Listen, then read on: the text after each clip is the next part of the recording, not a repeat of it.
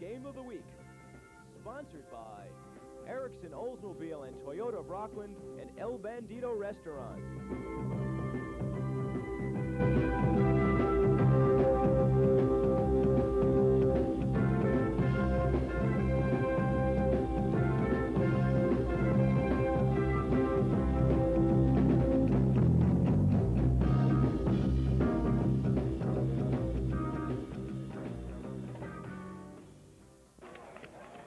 TKR Sports presents the high school football game of the week on Channel 30.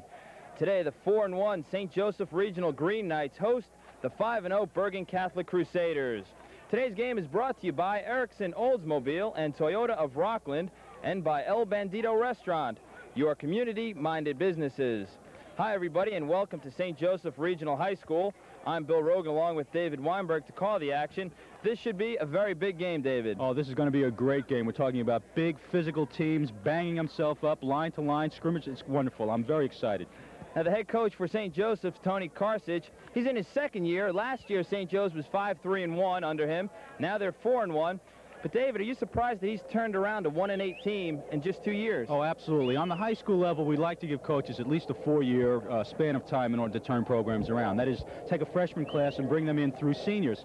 This guy's already done it in his third year, and I think he has a lot to be proud of. Now, the big gun for St. Joseph's is Brian Satola, the quarterback. What can we expect to see of Satola, and how do you defend a guy like that? Well, it's awfully tough to defend a good athlete, but with a 5-3 defense that is being used, what you do a lot of times is take that third linebacker, put him in a monster position, put him in a cornerback position, give the offense a different look, something to think about. Now, Coach Bill Rocca of the Bergen Catholic Crusaders, his big gun is Tom Carney, averaging 6.5 yards per carry. How do you stop a running back like that? Also a tough bill, but it can be done. It can be done with that. Again, that 5-3 defense is a wonderful defense. It takes that extra linebacker, per se, as opposed to the 5-2, and they can assign a particular linebacker to go man for man and mirror Carney all over the field and give the offensive line a different look with that 5-3 also.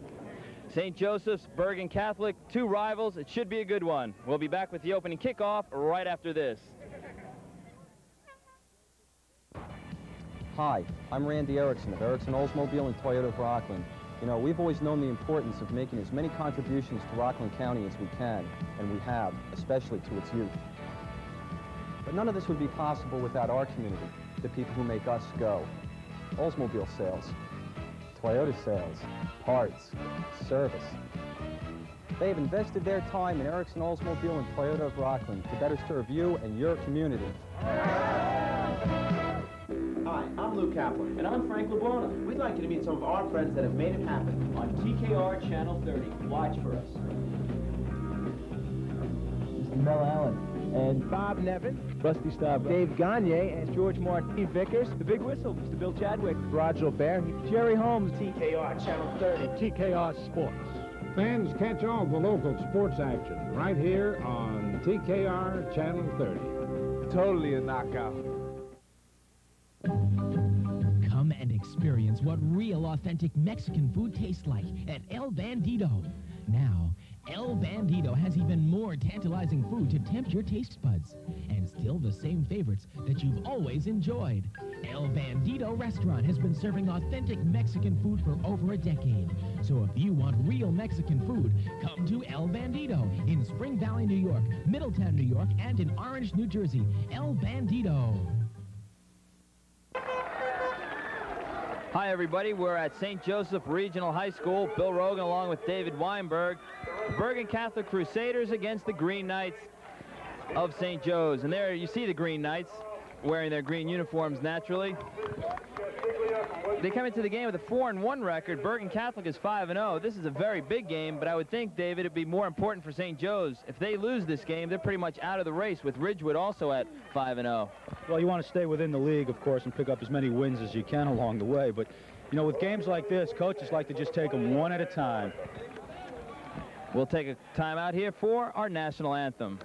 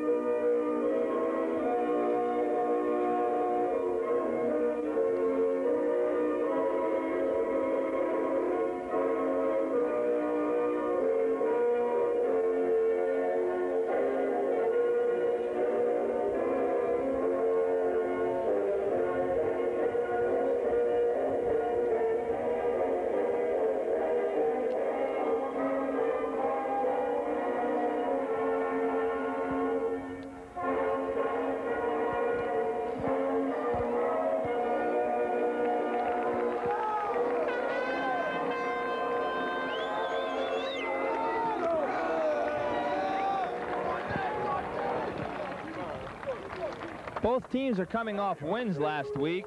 Bergen Catholic edged Paramus 8-0. And St. Joe's, they also won. They defeated Paramus 24-16. Next week, Ridgewood for Bergen Catholic. Not an easy game for them. Ridgewood is 5-0. We mentioned 4-1 St. Joe's. They lost to Ridgewood 17-14. So 3 very evenly matched teams at the top of their division. Now, David, we talked about Brian Satola. He injured his ankle last week in the first quarter and couldn't play the rest of the way. And Gilbert McNeil, a backup for St. Joe's, passed for 150 yards. If Satola is favoring his ankle, do you think we'll see a quick hook and see McNeil in the ball game? Well, we were watching him during the pregame, and he didn't look all that bad. He was cutting very nicely. There he is on your monitor. He was looking real good.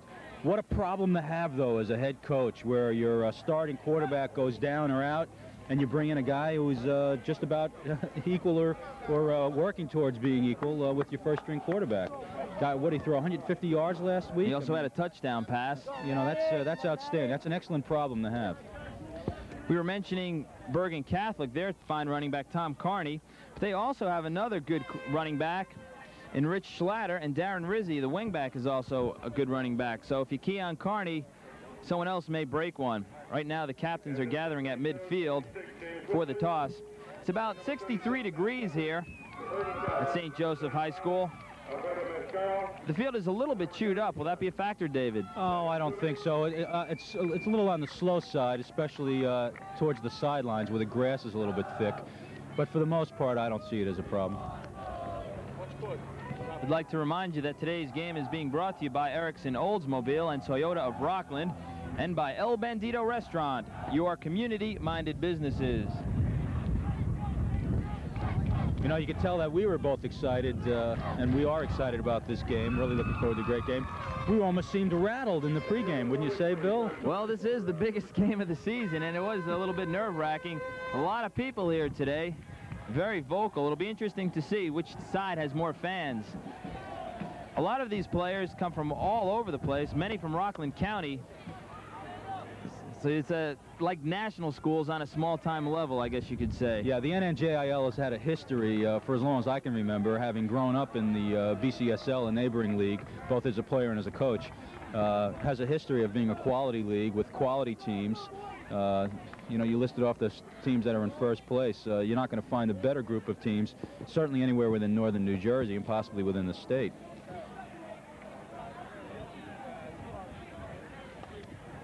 St. Joe's will receive. So Bergen Catholic will kick off, and we'll see how their defense goes against Satola. During the week, the St. Joe's coach, Tony Karsich, he gave me a wonderful tour of the facilities here. They have an excellent weight room that will rival any high schools. I haven't seen one better. They have a nice coach's film room. The locker rooms are very nice. They have separate locker room for the underclass players, and it's a credit to the program. And you can see how the kids turn out and respond with a 4-1 record. Very impressive. Well, I think it's also a sign and a testimony to the school community that they're willing to invest this kind of time and money and effort into building a football program and keeping athletes, as I've said periodically from time to time in the past, keeping athletes on teams and keeping them involved in extracurricular and varsity sports and off the streets. Well, if you're familiar with Rockland County football, you usually don't see many players on the sidelines, perhaps 30, 35. Some schools like North Rockland have about 60. But take a gander at the players on the sidelines. Across the way is Bergen Catholic in the white, St. Joseph in the green. They're like armies out there. Yeah, well, here in New Jersey, the state rules are slightly different, and they're measured by what's called groupings. Group 1 being the smallest number of potential athletes, and Group 4 being the highest. And these are considered Group 3, 4 schools, which means they got some numbers in their student body, and it's a reflection of the numbers in the student body by having this many players on a team. So Bergen Catholic will kick off. Sean Kelly, number 69, will do the kicking. Cantone is deep for St. Joe's. Here it comes. It's short. Taken by an up man. And he's taken down at the 30-yard line in a hurry. I don't know why he didn't break in towards the middle where a little of his help was, instead of trying to take it by himself. That was John Farley on the return. So the Green Knights will take over. The ball right at the 30-yard line. Set the offense for you. Brian Satola is the quarterback. He's a senior. The fullback, David Gaddy. The tailback, Jerry Cantone. The wide receivers, Edward Moran and Matthew Shepard. The tight end is Michael Bartoli. The offensive line, Luigi Zacchine, John Basilone, and Kenneth Dewar are the guards. The tackles, Michael DeFiore and James Wickman. Satola right away to the air. Throws incomplete. That ball was intended for Edward Moran. So it'll be 2nd down and 10. Kind of an interesting formation there with the lone back and a wing on the tight end side, of course. You know, Satola with that height, great advantage, especially in high school sports where the average player is not over 6 feet. He, of course, is. Satola is 6'4", 190 pounds. You can see over the defenders, great vision. Gaddy is the lone setback. Once again to the air, Satola. He's got Cantone over the middle. He breaks a tackle. Taken down at the 50-yard line. Checked at the 45-yard line. 1st down. Looked like Joe Rinaldi needed to just wrap his arms there. Rinaldi, a familiar name to me. Comes from a great family around Fort Lee Way and, of course, up here by St. Joe's Bergen Catholic Way. Say hello to the Rinaldi family. So 1st and 10 for the Green Knights. I formation. The give to Cantone up the middle for about 2. He stopped right away. That time Anthony Matasic on the tackle. We'll set the defense for you. Matasic is the nose guard. The defensive tackles, John Larissy and Chris Wimes. The defensive ends, Mike Zampardi and Tim Waters. The linebackers, Rod Hines, Jim Smith, and Ed Drum. We'll get to the secondary in a moment. Satola, quick pass, incomplete. Almost intercepted by Ed Drum. Bergen Catholic is not in a true 5-3 as we were anticipating.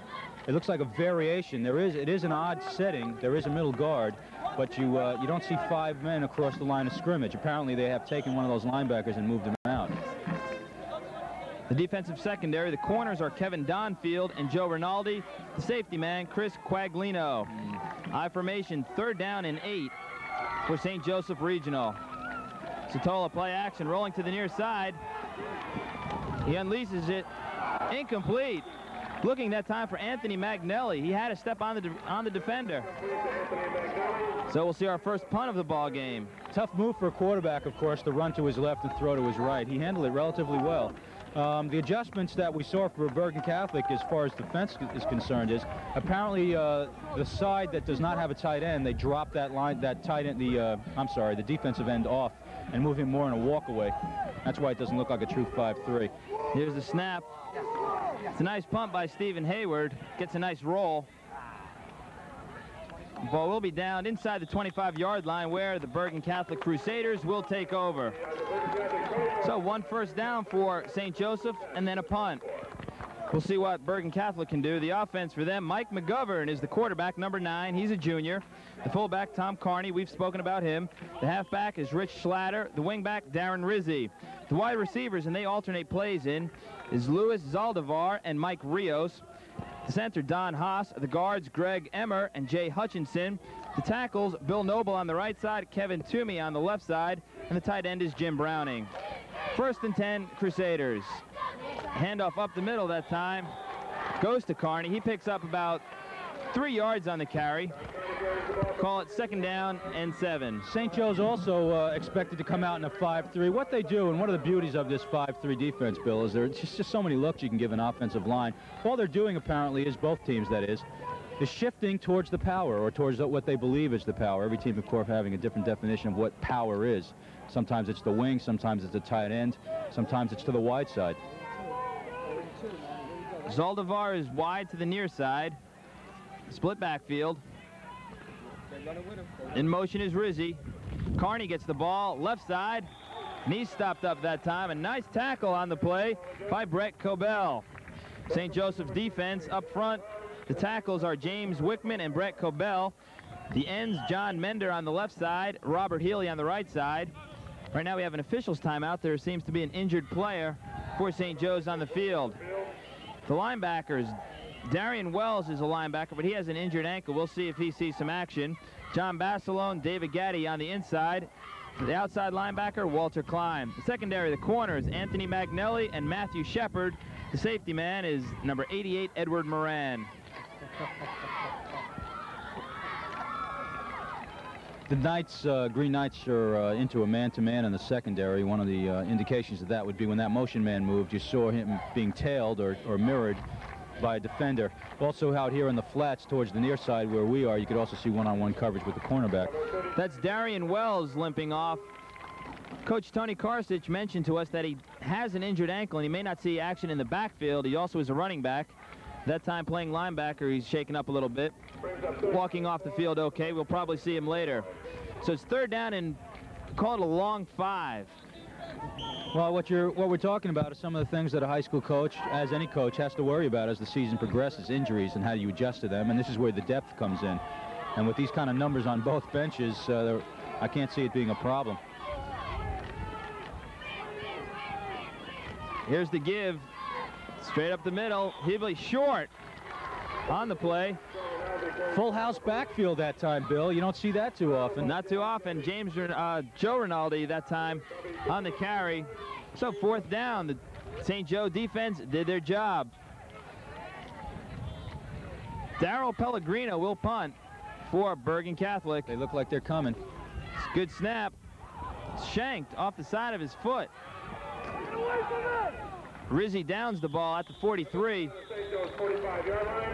That's where, good field position where the Green Knights will take over. That time the punt was by Jay Coyle. We expected to see Pellegrino punt, but Coyle was the punter that time. You can see down the line that near block punt or that pressure may come to plague Bergen Catholic a little bit. Kickers can hear footsteps just like receivers.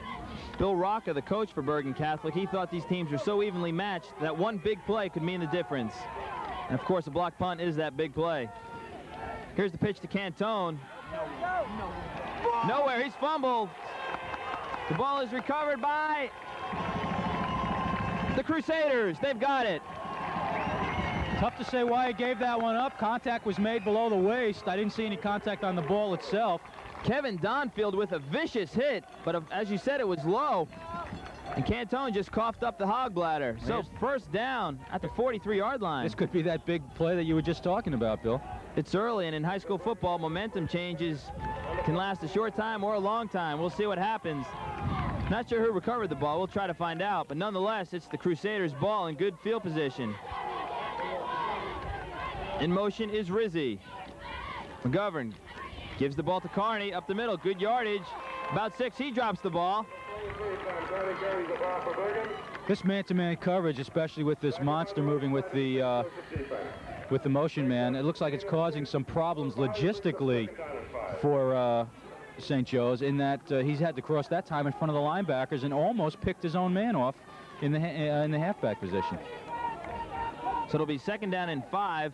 Jay Hutchinson fell on that ball, but I believe the officials ruled it dead before that. Come on, defense! Here's McGovern's first passing attempt of the ball game.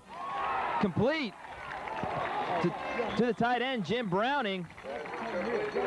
First down yardage. That time hitting the tight end. We were talking before the game, David, that a lot of high school teams don't utilize the tight end to the fullest. That time Browning, the tight end, gets the first pass of the ball game. Yeah, I'm a big fan of using the tight end a lot. I also like using, believe it or not, a fullback in a passing position because I think what happens, linebackers get lulled to sleep. The ball is at the 28-yard line of St. Joseph Regional.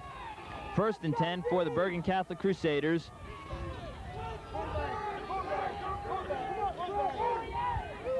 Again, Rizzi in motion. To give to Carney, left side. Not much running room, but he breaks a couple of tackles, still on his feet.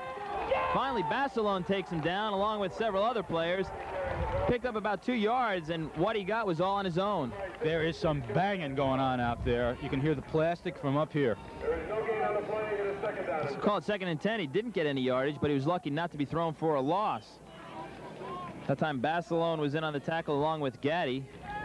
Coach Rocca mixing up his plays quite nicely here, too. A lot of variations.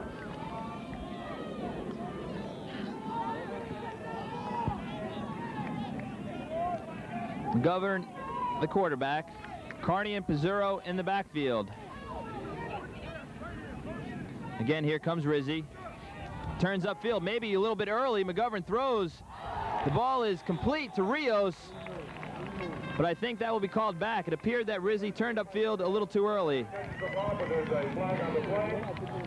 We'll see what the official calls. Usually we like to give you the officials, and we will give you their names in a moment.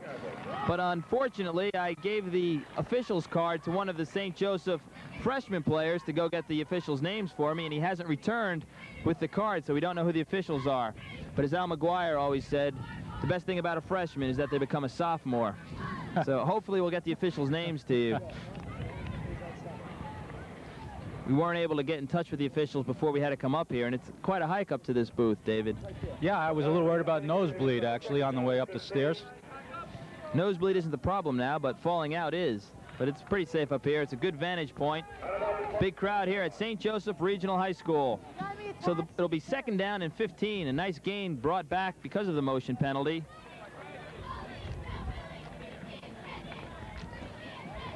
The ball is just outside the 30-yard line. Call it the 33-yard line of St. Joseph.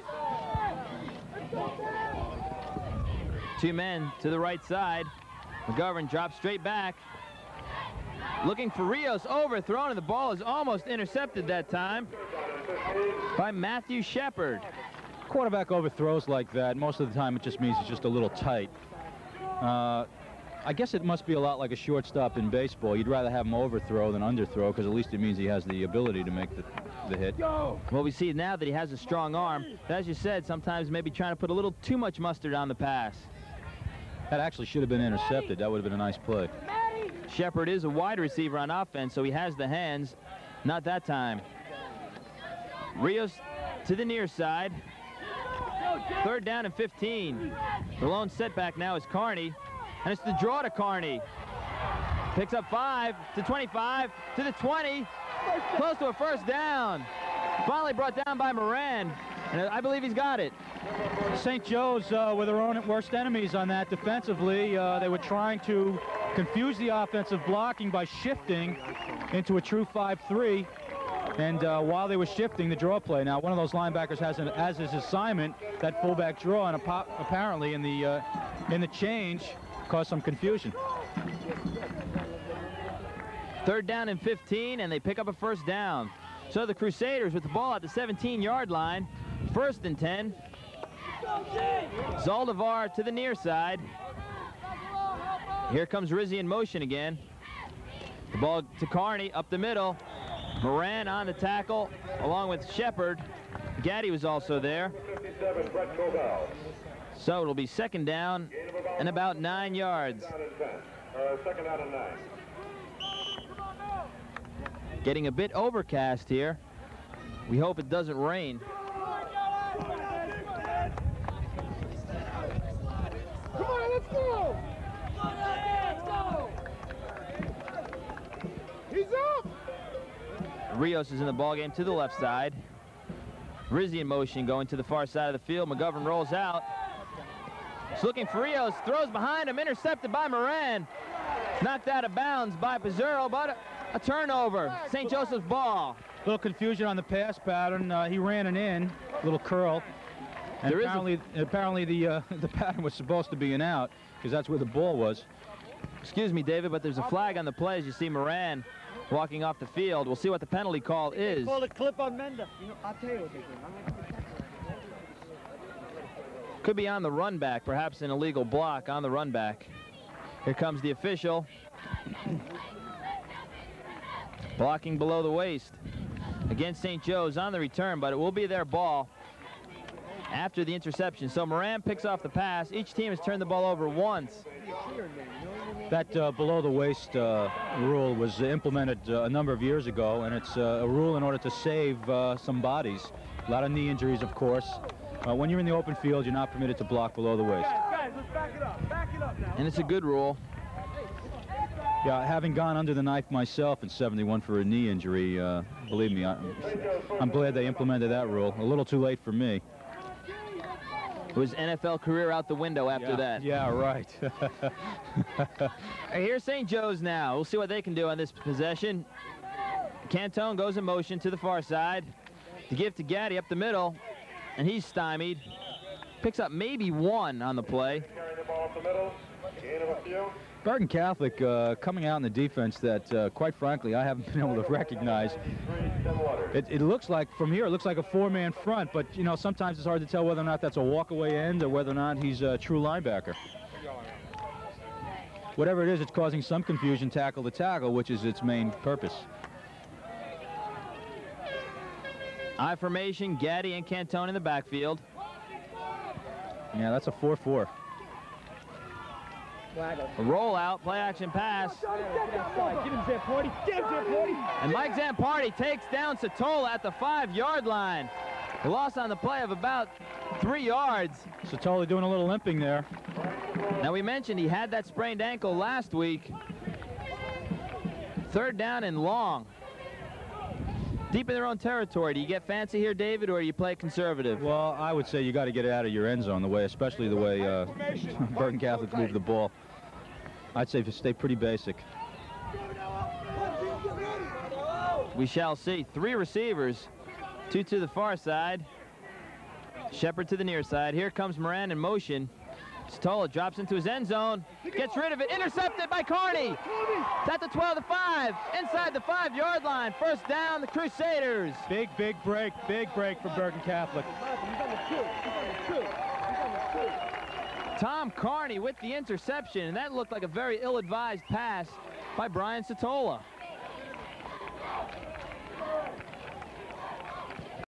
That time he was in his end zone when he threw. There was some good pressure on him. Perhaps he was trying to avoid a safety and unload it, but unfortunately he unloaded it to a Crusader. So 1st down inside the 5-yard line. Call it at the 4. A big break for the Crusaders. McGovern brings him up with a full house backfield.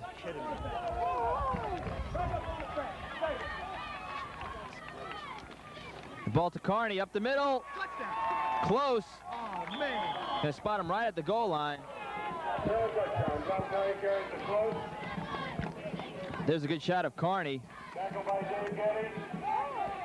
That time they came out, double tight end, full house backfield. What they're saying is, come and get me. My horses against your horses.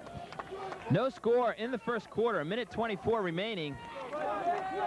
And the Crusaders are knocking at the door.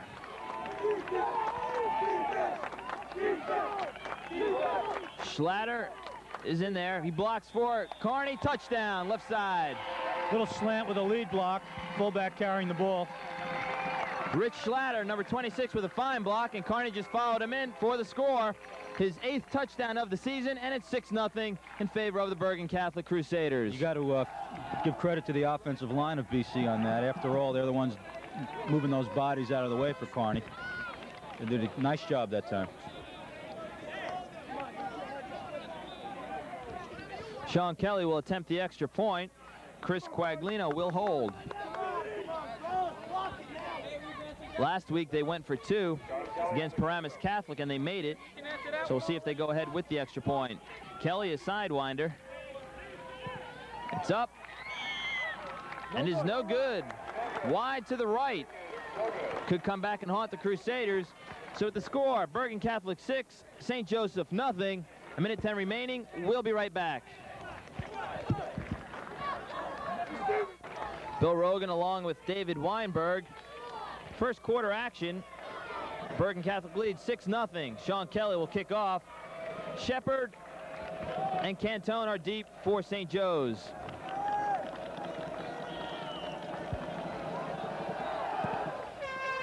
It's going to come down to the up man, Gaddy, at the 15 to the 20, the 25, and he's stopped at the 25-yard line, and Sean Kelly on the tackle. We have finally gotten our referees, David. I know you were waiting on that with bated breath, but our referee today is Jack Bergen. The umpire is Norm Denning. The head linesman is Paul Castiglia, and the field judge is David Lortz. Looks like they all came from, with the exception of the linesmen, all came from New Jersey schools. That's right. Montclair State, Seton Hall, Uppsala, and Western Illinois. They don't belong in New Jersey, do they? Here's Cantone up the middle. 5-6 yards. Good running that time by Cantone. He's taken down on the play by Ed Drum. Excellent move. You can see him lifting that high knee. You know, there's nothing like a defender getting a knee to the helmet that'll stop him from coming in hard again with his head. Little spin, very nice. Now, you've coached football for many years, David. Is that what you teach your running backs, to run high like that? It's something that you like to teach them. A lot of players don't need to be taught. You know what they say, that they come to the game with some natural talents. I formation, and here's Cantone, right side, picking his holes. He's got some room. He's taken down after a first down gain. Had he cut it upfield or inside that block, he might have had a little bit more in front of him. It looked like to me like he tried to go around the block. Quaglino on the stop, but a first down pickup for the Green Knights.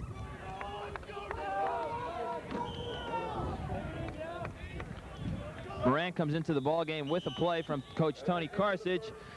Time has run out at the end of the first quarter of play. The Bergen Catholic Crusaders 6, St. Joseph Green Knights nothing.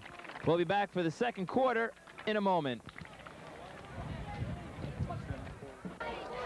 There's Tony Karsich in the white cap. He's the head coach at St. Joseph Regional.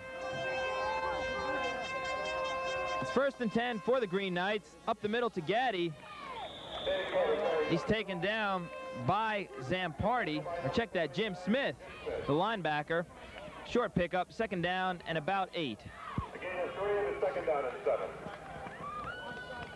Now, we mentioned, David, that the backup quarterback for St. Joe's, Gilbert McNeil, had a fine ball game. So far, Satola has not looked sharp. So it's something to think about. We may see a change just to see a spark in the ball game. I'm sure that Coach Karsich isn't afraid to go to McNeil. You don't want to pull the plug on the kid too soon, though. You do have to worry about his psychological frame of mind for the rest of the season. Satola looks to throw. Now he scrambles. Nobody open. He's in trouble. Zampardi takes him down along with Smith. Satola picks up about 3 or 4.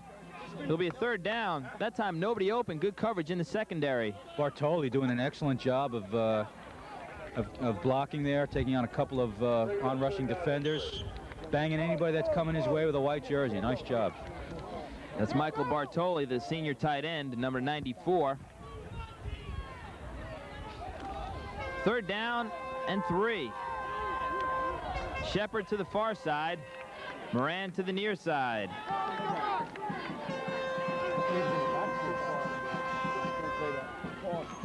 Pitch to Gaddy. He's got a first down before he's finally pushed back by Zampardi. Boy, does he run hard. Carney was also in there. He does. He smelled that first down line, got to it. I think St. Joe's is taking a little advantage of the 4-4, which really puts a lot of pressures on the defensive ends who are in a down position, head up on the offensive tackles. They can't be closed in on, and that's what they're doing there. The ball is at the 50-yard line, just inside the 50 of Bergen Catholic. St. Joe's with the ball, 1st and 10. Brian Satola rolls out to the left. Under pressure, gets it up. It's complete to Shepard for a first down. We'll see where they spot it, but I believe he's got a first down. St. Joe's a little on the lucky side there. The defender played the man rather than playing the ball, because that thing almost had some hang time. Had the corner come up and stepped in front, he might have been able to pick that off. Of course, it's easy for me to say. I'm sitting up here 125 feet away. But that time, Shepard, he came back for the ball, and that's what good receivers do. They go to get the ball.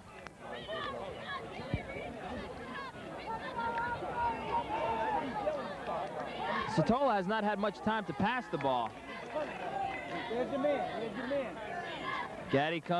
Cantone in motion. And he gets the pass. Too far, incomplete. A little too much zip on that. St. Joe's taking advantage of the, or attempting to take advantage of the Bergen Catholic zone defense as opposed to the man-to-man that they have been using themselves on defense. You can see when that motion man started, nobody moved. The defense just stayed where they are. That's just a sign that they're in a zone. Had Cantone caught that ball, he would have been taken down after a short gain. So, 2nd down and 10 for St. Joseph. There's a good picture of the St. Joe's huddle. Luigi Zacchine, the senior center, leads them out. One man in the backfield, that's Gaddy. Satola drops straight back. Now he's scrambling. He's got Shepard, complete for 1st down, just outside the 20-yard line. That came out of a rifle, that pass, on a rope. You could hear his hands on the ball when it was received, just indicating how hard that thing was really thrown. The ball was zipped in there. I'm impressed with Satola. He could have easily crumbled after making a bad play in his own territory, leading to the Bergen Catholic touchdown. But the senior keeps his poise, comes down now 4 first downs on this drive. And St. Joe's looks in good shape. Again, Gaddy is the lone setback. He comes in motion. Gaddy up the middle. Good hole, 5 yards on the carry, 6. Finally stopped that time by Quaglino and Rod Hines, the linebacker. That time BC coming out in a defense that was a 5-2 with a shift. In other words, they go to what they believe again is the power with 2 linebackers. Good 1st down pickup. The ball is at the 14-yard line of BC. 2nd down and 4. Shepard is wide to the far side. Moran in motion. Here's the give to Cantone. He's got a 1st down at the 10-yard line. The ball is loose, but the officials say it was down.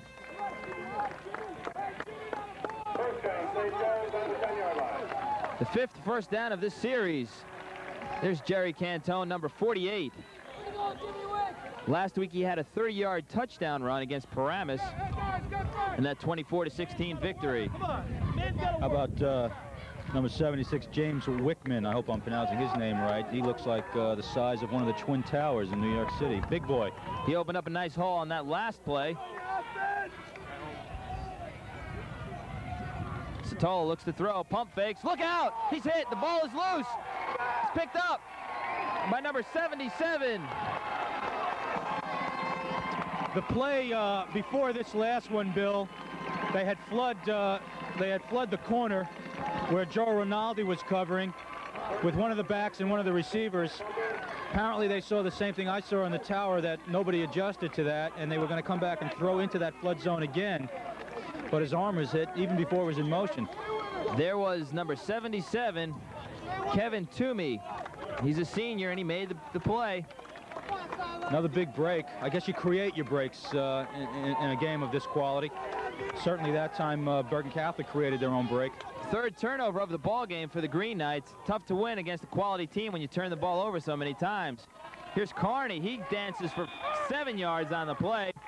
And the momentum is back on the side of the Crusaders.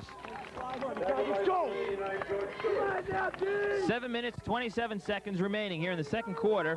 6-0, Crusaders over Green Knights.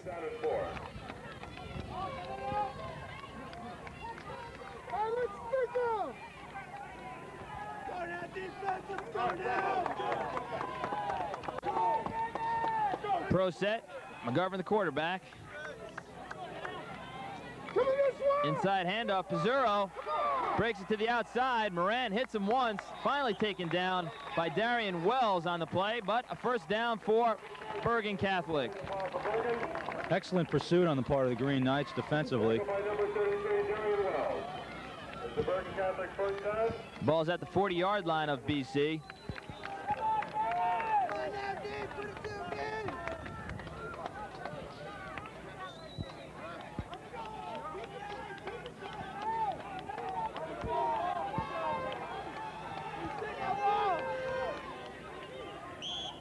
St. Joe's has everybody but the coaching staff within 4 yards of the line of scrimmage. There's a lot of them. Carney breaks the tackle. Doesn't break the tackle of Wells. Picks up about 2 yards. Call it 2nd down and 8. St. Joe's showing all types of different looks using that same 5-3. And as an offensive lineman myself and as a offensive coach and coordinator myself, there's nothing that shakes up an offensive, especially on the high school level, and to see 3-4 different defenses a game.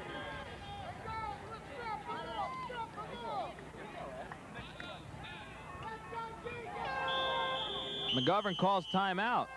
So a timeout by Bergen Catholic, which gives us a chance to remind you that today's game is being brought to you by Erickson Oldsmobile and Toyota of Rockland, and by El Bandito Restaurant, your community-minded businesses.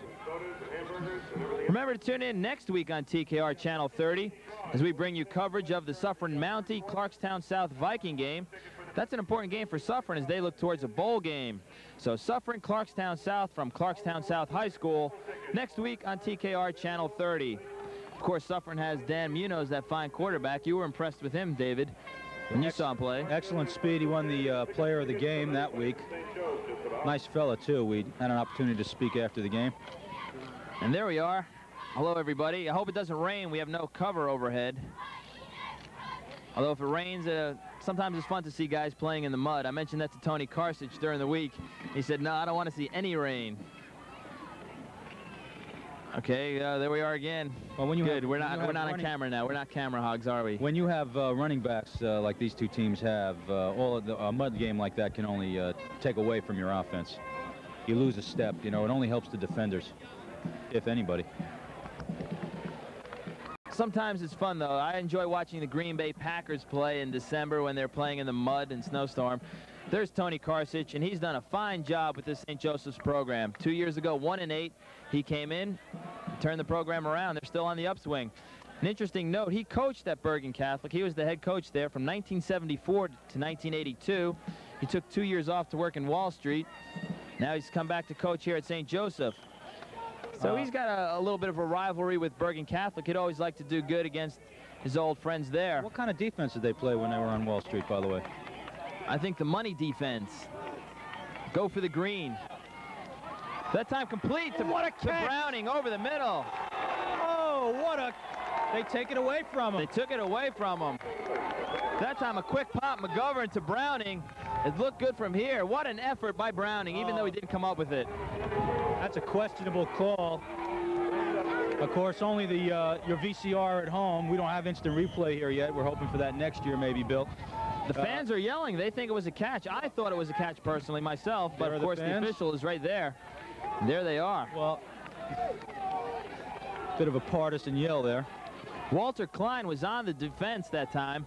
Klein hit him hard, but Browning almost came up with a sensational catch. 3rd down and 7. McGovern looking long. Pass intended for Rizzi, out of bounds. The stunt was coming real hard up the middle. In this situation, they took their inside linebackers and moved them in between the nose guard and the defensive tackle, and just sent them both. The pressure was on right up front. Mike McGovern, the junior quarterback for Boston College. I think of BC, Boston College. They're playing Army today. For Bergen Catholic, McGovern has a fine arm. That was a timing pass, of course. You know, he just launched that down the sideline to a place at a certain time. I know that sounds pretty simple, but that's pretty much the way it works. Jay Coyle will punt, his second punt of the ball game. His first punt was not a long one. Shepard and Moran deep for St. Joe's. They're coming again. He gets it away. The ball will bounce at about the 35-yard line. And the ball is down at the 31. Ball was down by Jay Hutchinson. So with 5 minutes, 57 seconds remaining, St. Joe's down by 6 points. We'll see if they can get something started here. They had a fine series last time, but a turnover. Let's look at the sidelines of St. Joe's.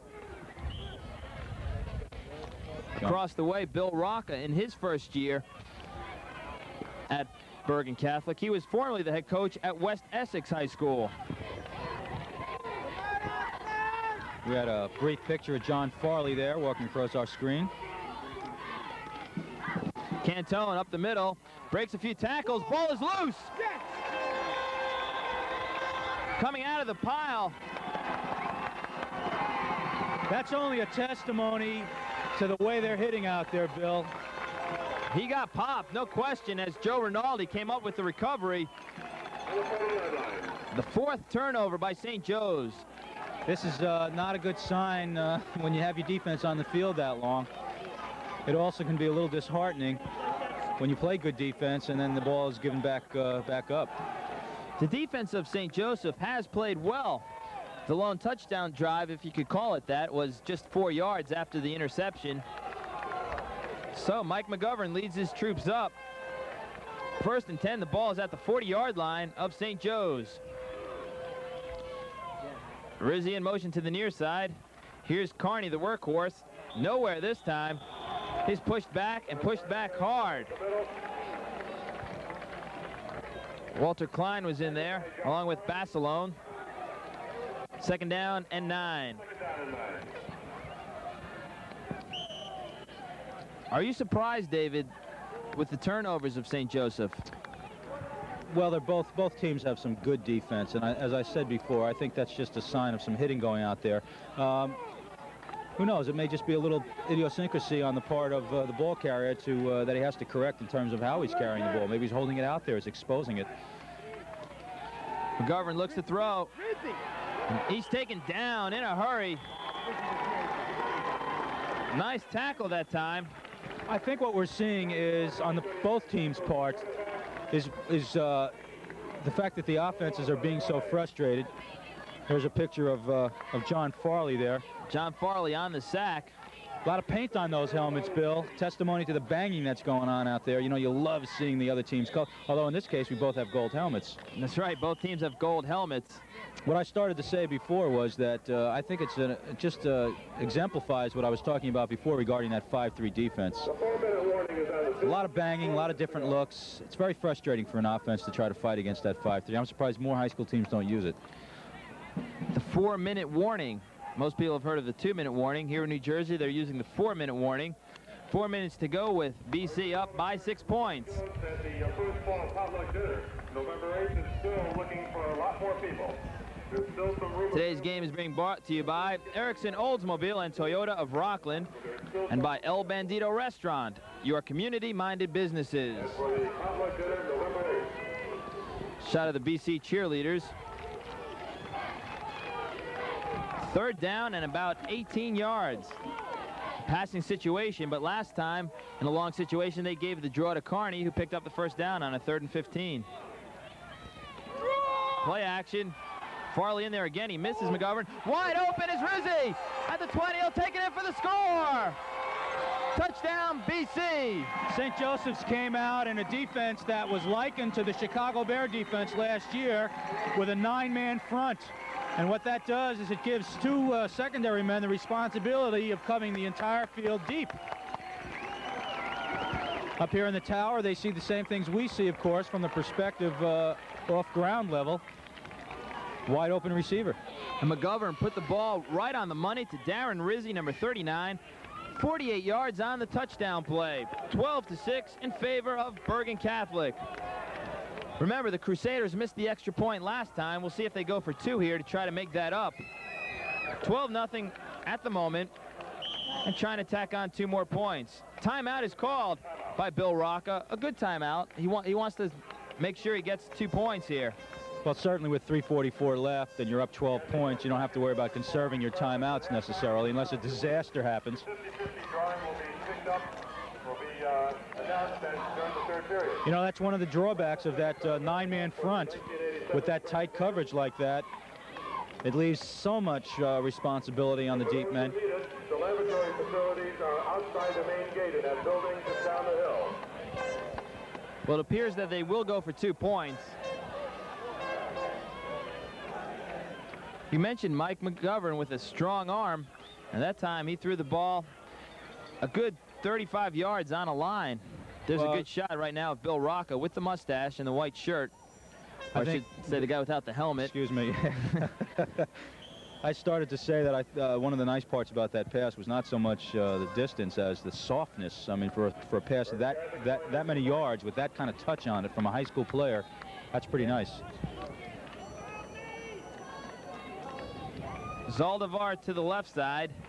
Split backfield. Fake to Carney. A rollout. Nice call. And he'll get in, it appears. No! Sensational play that time by Shepard. Matthew Shepard prevented McGovern from getting in the end zone, and it looked from here that he would get in easily. He needed to just lower his head, lower his shoulder, and play fullback that time. Excellent call, though. I really like that kind of call. So the 2 points fail as there's Matthew Shepard, number 37, who saved 2 points for St. Joseph. You know, everybody's keying on that dive man. Everybody's keying on that misdirection and that little quarterback bootleg. Very nice. On paper, of course, every offensive call is a touchdown.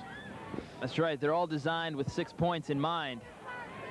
If everybody does their job, the way it's diagrammed on the chalkboard, it looks like a touchdown. And you say, oh, this is easy.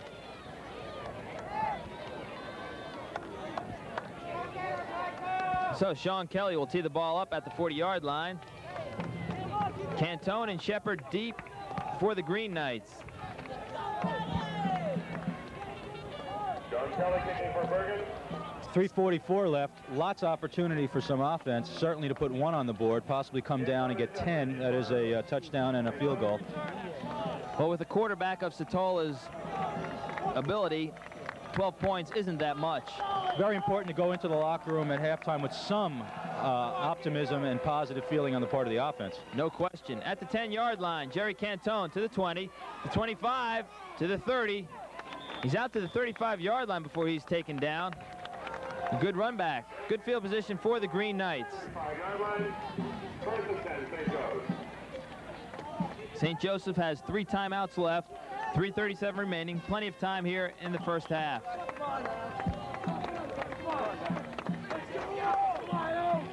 It's starting to get dark here at St. Joseph High School.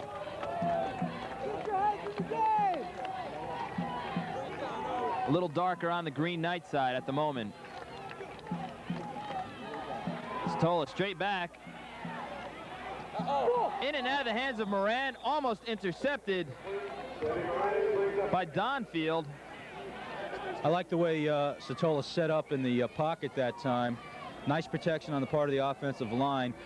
Nice, very obvious cup there, too. You can see him just step up. You know, the quarterbacks are trained when the pressure comes from the outside, you step up. When the pressure comes from the inside, you step around. There's Moran. He dropped that last pass. Magnelli goes in for him. 2nd down and 10. The ball's at the 35-yard line of St. Joe's. A lot of receivers here. Bartoli and Magnelli on the near side. Magnelli goes in motion. Stoll looks to throw, pressured, incomplete. And that time, Mike Zampardi put a lot of pressure on Satola and knocked him on his backside. Incomplete pass. Bill Rocca wanted to see some improvement in his pass defense. He felt his team had been strong against the run all year, and his pass rush is really helping out the secondary. Satola looks a little dirtier than you'd like to see your quarterback, especially this early in the game. He's been on the turf a number of times. 3rd down and 10.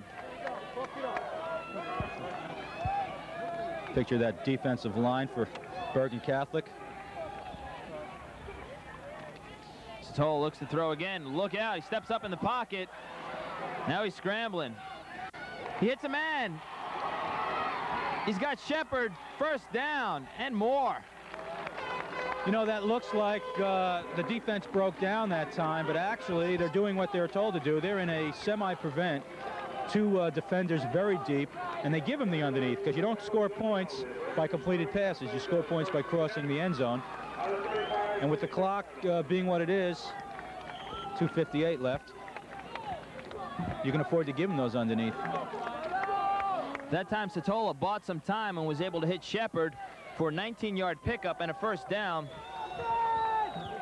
Ball's at the 36-yard line in BC territory. Satola drops once again. Strong pressure. Look out. Zampardi in there on the tackle. Flag comes out, and I saw it from here. Holding on number 76 for the Green Knights. James Wickman got caught with a little too much material in his palm. So we'll see what the penalty is in a moment, but while we have a chance, we'll break here with 2:47 remaining. BC 12, St. Joe's nothing.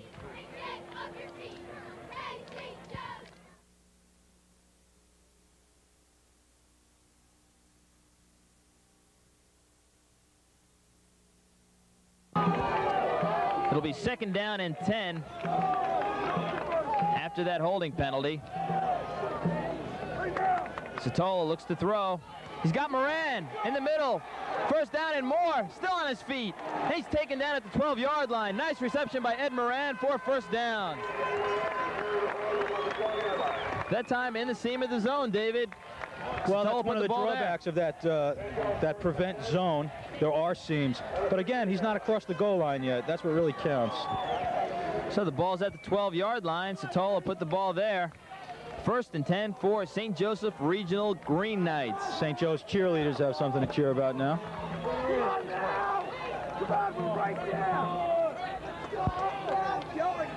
Satola rolls to the near side. Got some blockers in front of him. He's going to run it. He fumbles it. Ball is out of the end zone. Perhaps. This is going to be very odd, Bill. If the ball spot okay, go ahead, Dave. They're going to spot the ball on the 1-inch line because it's where the ball went out of bounds with whoever had possession last. He actually is going to gain yardage with that fumble. There's Satola, but no, wait, they're saying the ball went out of the end zone. So it will be a touchback. BC gets the ball at the 20-yard line. Unbelievable. A tough break for St. Joe's. That's their 5th turnover of the first half. Satola walks off the field, very disappointed. From up here, the perspective, we lose the depth. From up here, the perspective looked like that ball crossed in front of the cone before it went across the end zone line. That's why I called it the way I did. I guess from down there, they said that it crossed into the end zone. Very tough to see. Once again, our referee is Jack Bergen.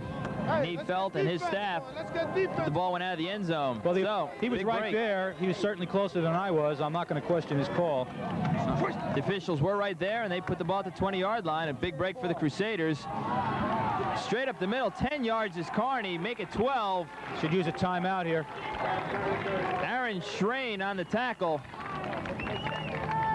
2 minutes, 8 seconds remaining. Remember, BC has 1 timeout remaining. They spent 2. Kearney has been the workhorse. Nothing unusual there. Coming into today's ball game, he has 856 yards on the ground, 6.5 a carry. He's added a touchdown on today.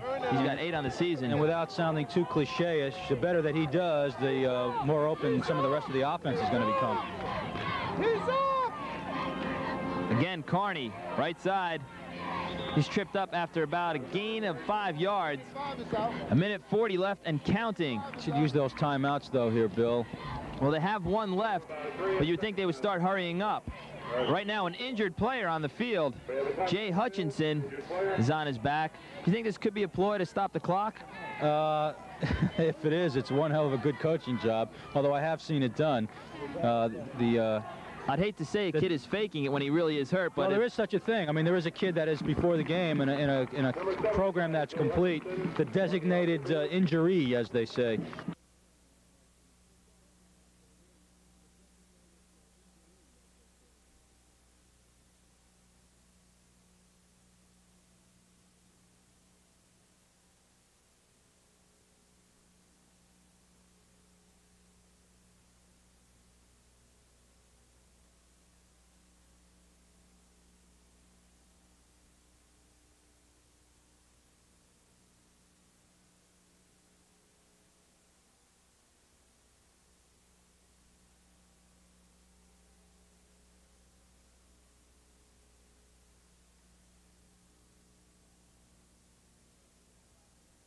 Signifies illegal motion against Bergen Catholic.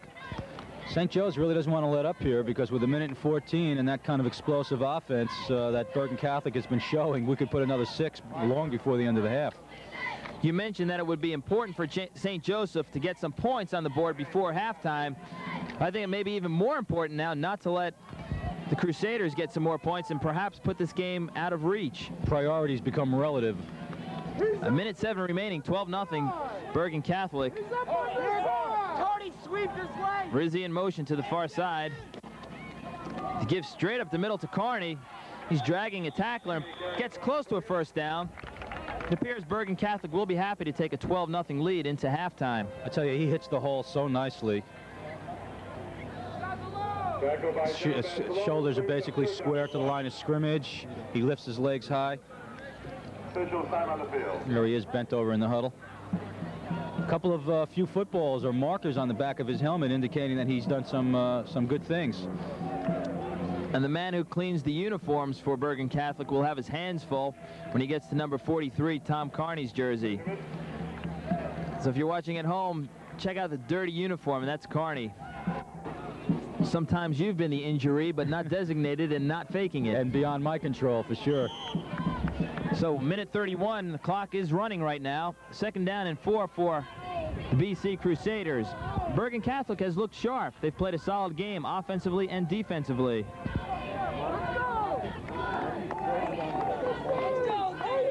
Rizzi in motion, some movement on the offensive line. Yeah, left guard 66. Greg Eamer that time, it appeared moved. A little over anxious there.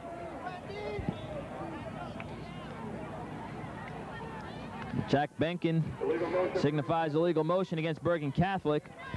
St. Joe's really doesn't want to let up here because with 1:14 and that kind of explosive offense that Bergen Catholic has been showing, we could put another 6 long before the end of the half. You mentioned that it would be important for St. Joseph to get some points on the board before halftime. I think it may be even more important now not to let the Crusaders get some more points and perhaps put this game out of reach. Priorities become relative. A minute 7 remaining, 12-0, Bergen Catholic. Tony, sweep this leg. Rizzi in motion to the far side. To give straight up the middle to Carney. He's dragging a tackler and gets close to a first down. It appears Bergen Catholic will be happy to take a 12-0 lead into halftime. I tell you, he hits the hole so nicely. His shoulders are basically square to the line of scrimmage. He lifts his legs high. There he is, bent over in the huddle. A couple of few footballs or markers on the back of his helmet indicating that he's done some good things. And the man who cleans the uniforms for Bergen Catholic will have his hands full when he gets to number 43, Tom Carney's jersey. So if you're watching at home, check out the dirty uniform, and that's Carney. It's getting tough to see his number right now. The measurement, they're about a yard short. 3rd down and less than a yard. 42 seconds remaining, 3rd and 1. 12-0. Great opportunity to air it out here, Bill. It's 2 down situation. I'd really like to see him air it out here. We'll see if that happens. McGovern does have the arm. Louis Zaldivar is on the right side. He's number 1. He's the wide man. Look how tight St. Joe's is, too. Flea flicker. Yes. Carney to McGovern. I love it. Looking for Zaldivar. The ball is incomplete. McGovern underthrew that ball, but he had Zaldivar open. A little bit of razzle-dazzle almost resulted in 6 points. You called it, David. Looks like the coaching staff and myself are thinking along the same lines. Very gutsy, but at the same time, you know, you can catch a defense napping. And that time it was a good opportunity because, of course, the Green Knights were in that very, very tight 9-man front looking for the run. So 4th and 1. It appears that they will go for the first down. Keep an eye on number 43, Tom Carney. Go with what's been working. That's right. Rizzi in motion. The give goes to Carney. He's got a first down. Moran makes the tackle. He's still on his feet, surging forward for extra yardage. The clock is stopped at 11 seconds while they move the chains. First down, BC, and there he is. There's Carney. Excellent leg drive. Holds on to that ball real nicely. Quality back. Timeout has been called by Bill Rocca and the Bergen Catholic Crusaders. With 11 seconds remaining, the score is 12-0 in favor of Bergen Catholic. We'll be back in a moment. 11 seconds remaining, 1st and 10 for BC. We'll see if they air it out here, trying to tack on some more points.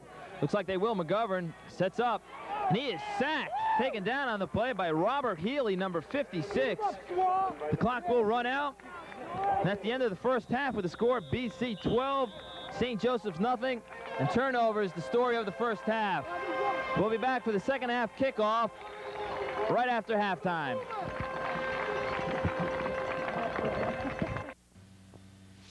TKR Sports, look at all we are.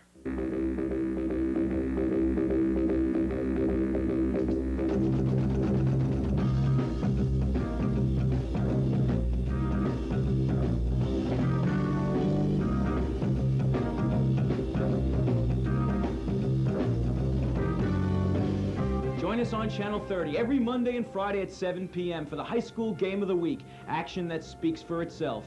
Nuestro restaurante El Bandido, nuestro cocinero prepara los mejores tacos, las mejores enchiladas, los mejores burritos, los platos más auténticos de la comida mexicana. ¿Sabe usted por qué? Porque yo soy el chef. For delicious, authentic Mexican food, come to El Bandido in Spring Valley, New York. Nosotros los esperamos.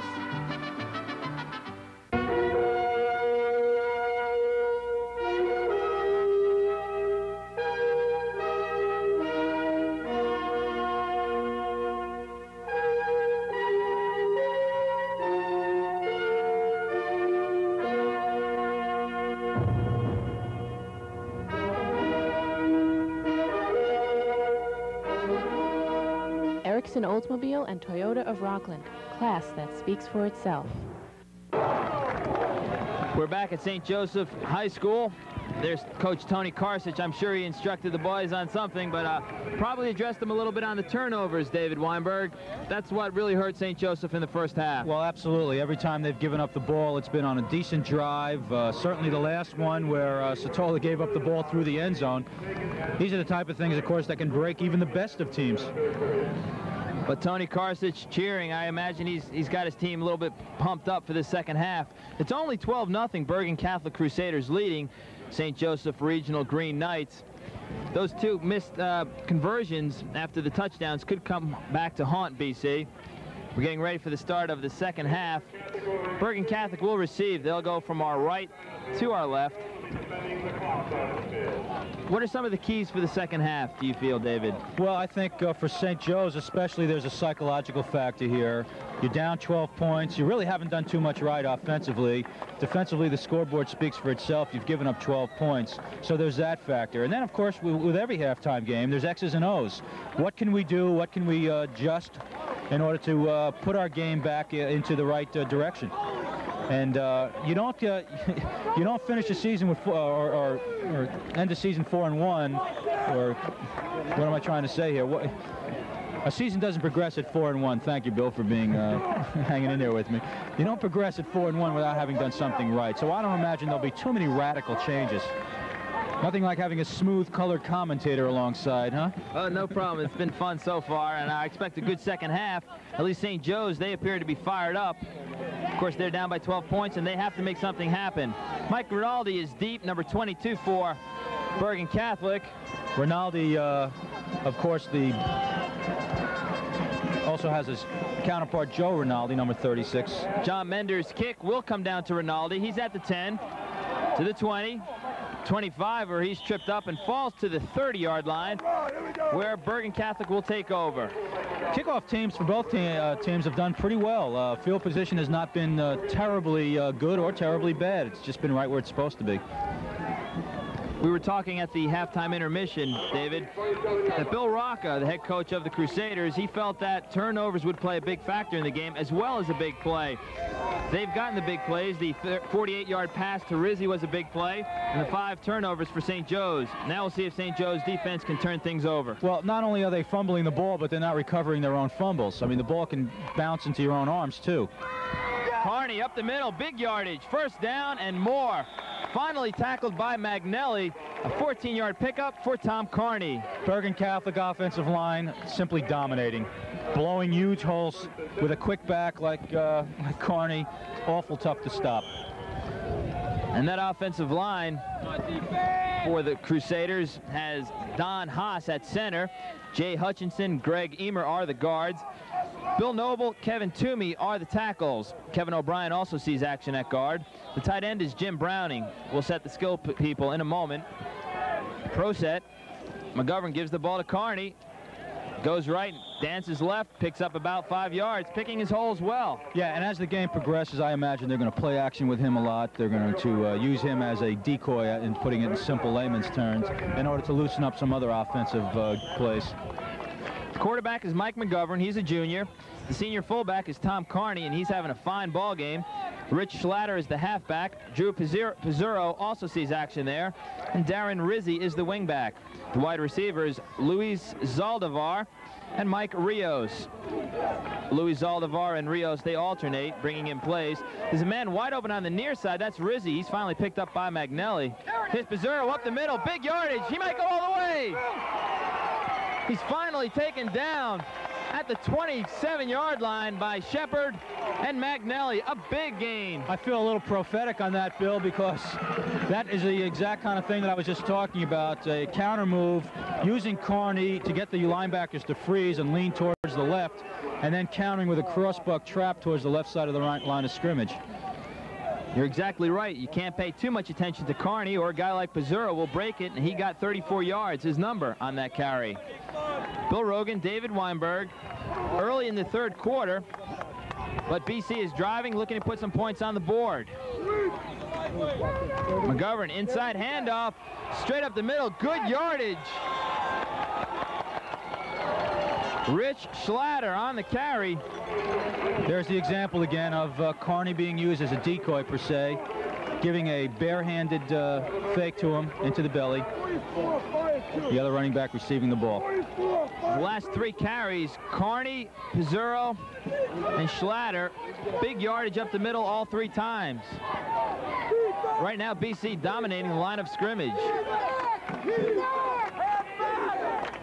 Carney up the middle, still going. Wickman on the tackle. Excuse me, Bill. St. Joe's is coming out in a defense that takes their middle guard and shifts it to what they believe is the power. And what that does is it opens up a unnatural hole for a 5-3 defense or an odd man defense between the guards. And right now, Bergen Catholic is taking full advantage of that by spreading the linemen out. You can check on your monitor here. Look at the spread between, for example, 77 and 66, and then the middle guard is to the right here. So there's that unnatural split between the down guard and the first man behind him.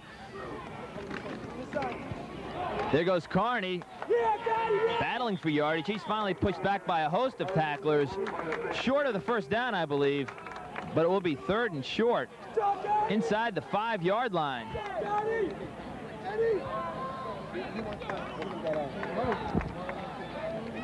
Boy, I tell you, no matter what is being said in the locker room by St. Joe's at halftime, something like this can negate just about everything. No question, the Crusaders have the momentum. We'll see what Bill Rocca calls. I imagine he'll keep the ball on the ground to Tom Carney, number 43. He's their touchdown man. Carney does get the ball straight ahead. Tackled by Gaddy. Excellent tackle. We haven't seen too many times where Carney's been brought down by one man. That time Gaddy, number 27, made the stop.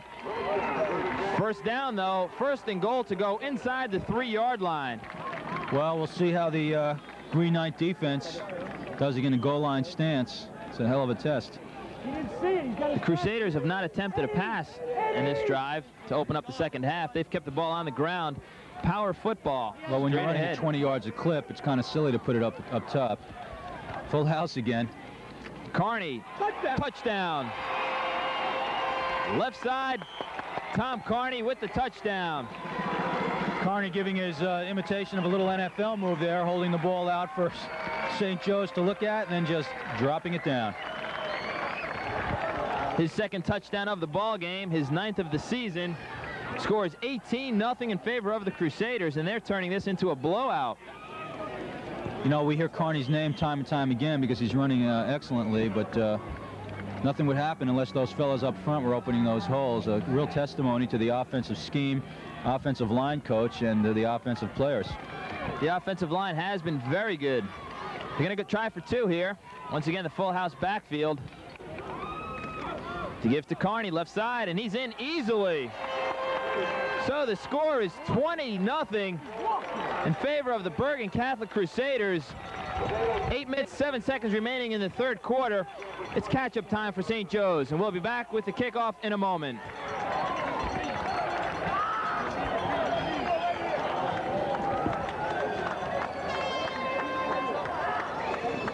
$20-0 in favor of the Crusaders. There's Sean Kelly, number 69. He'll kick off deep. Matthew Shepard and Jerry Cantone. Shepard on the far side, Cantone on the near side. Excuse me, Bill. Big offensive series now for St. Joe's. Very important. They're walking a psychological tightrope here. We don't want to end up seeing them in the tank, as they say. We'll come to an up man, Gaddy. He fumbles the ball at the 22, and he's down. His knee was on the ground. So Gaddy drops the ball. Not a good omen, I'd say. No, not at all. So the pressure right now is on the St. Joe's offense. St. Joseph's Regional will have Brian Satola at quarterback, number 13. Fullback David Gaddy. Jerry Cantone is the tailback. The receivers Edward Moran, Anthony Magnelli, and Matt Shepard.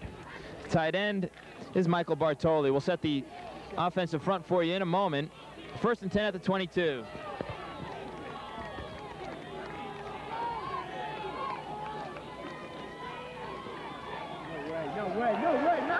Gaddy gets the ball and goes nowhere, loses a couple of yards. Second down and about 12. You surprised that they didn't come out and throw the ball, David? Well, I think what they have to do is get themselves with their back away from the goal line here and give themselves a little room to move. Also, it wouldn't be any surprise to the defense that they are going to go up top. They have to stay and do the things that they've been doing correctly all year long. They can't dramatically change their game plan here. Although, look how tight that offensive line is. I bet you they're either going around in a sweep or they're putting the ball up. They look to throw. Satola is dropped. Anthony Matasic on the sack. That could be a key to the scout up here in the tower standing behind us, who's rather vocal. If you hear that yelling behind us, it's the Bergen Catholic tower, man. What I started to say was, when you see that offensive line with unnaturally tight splits like that, that's a pretty obvious sign that something different is going to happen, and you don't have to be a genius to figure out that they're either trying to draw the defense in to hit for the sidelines or they're looking for better pass protection. Perhaps they ought to look to a shotgun formation. Whatever they look to, they have to give Satola time to throw. The offensive line, Luigi Zacchine is the center. The guards, John Basilone and Kenneth Dewar. The tackles, Michael DiFiore and James Wickman. I would look for something like a screen to one of the flats, preferably the wide side. Third down and 20. Satola play action. He's in trouble again, and he's brought down. Mike Zampardi. That was supposed to be a middle screen, Bill. The offensive line dropped back. We have somebody down. That's James Wickman on the ground, holding his leg. What a shame that would be. Excellent offensive tackle. That time, Mike Zampardi burst in and took Satola down. It doesn't matter who you have back there, but when you have no time to throw the ball, you're in trouble. So with the score 20-0 with 6 minutes, 21 seconds remaining, we'll be back in a moment. Come on, Cosby, we gotta start now, come on.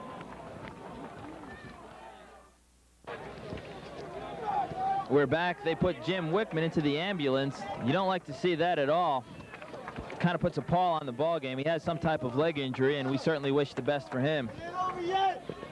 I didn't exactly see what happened, David, but nonetheless, you know, a kid gets injured. Both sidelines, it really puts a damper on the game. Well, you never like to see a high school player, or any player for that matter, get hurt, especially someone who has Jim's potential to possibly go on and play some college ball. He's 6'4", 230 pounds, and they had some job lifting him into the ambulance there.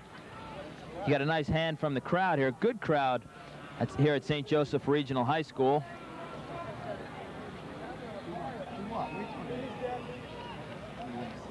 We shall resume shortly. The score is 20-0 in favor of the Bergen Catholic Crusaders. 6 minutes, 21 seconds remaining in the third quarter. To be honest with you, David, I didn't expect the game to be this one-sided. Yeah, it actually is, from a spectator's point of view, a little bit of a sleeper. Neither one of us expected it to be that. We thought we were going to see a lot of offense. The only explanation that I might offer, and I know it's kind of a thin one, is that you are still dealing with high school ball players. And since they are high school athletes, they are still boys in the sense. There's the St. Joe's coaching staff trying to make some adjustments. Back to live action. Here's Hayward, Stephen Hayward to punt. It's a high punt.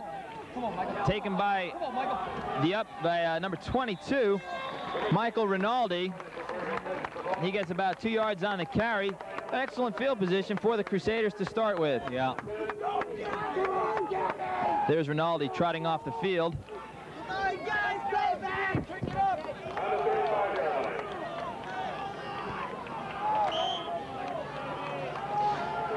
John Farley will replace Jim Wickman on the defensive line. Farley's number 39.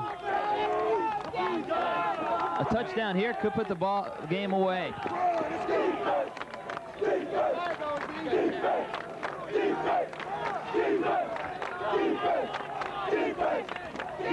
McGovern keeps, rolls out, he's in trouble. He is taken down by a host of tacklers.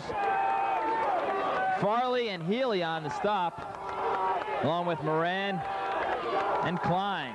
Very tight 5-2 on the part of St. Joe's that time defensively. I think that what they're trying to do is put a little pressure on the new quarterback. Do you think it's time for St. Joseph's defense to try to turn this ball game around? It's probably been that time since the first score. Not generating too much offense with the exception of a couple of passes. McGovern gives the ball to Carney. He's stopped by Klein, a nice tackle. Pickup of about 4 yards, make it 3rd down and 10. Ball at the 35-yard line. Look at Carney, you know, pants dirty, shirt pulled out, socks around his ankles. I love it. Jersey's ripped. I love it. Sign of a kid that just runs hard-nosed. Do you think he'll sleep well tonight? Oh, I think so. I'd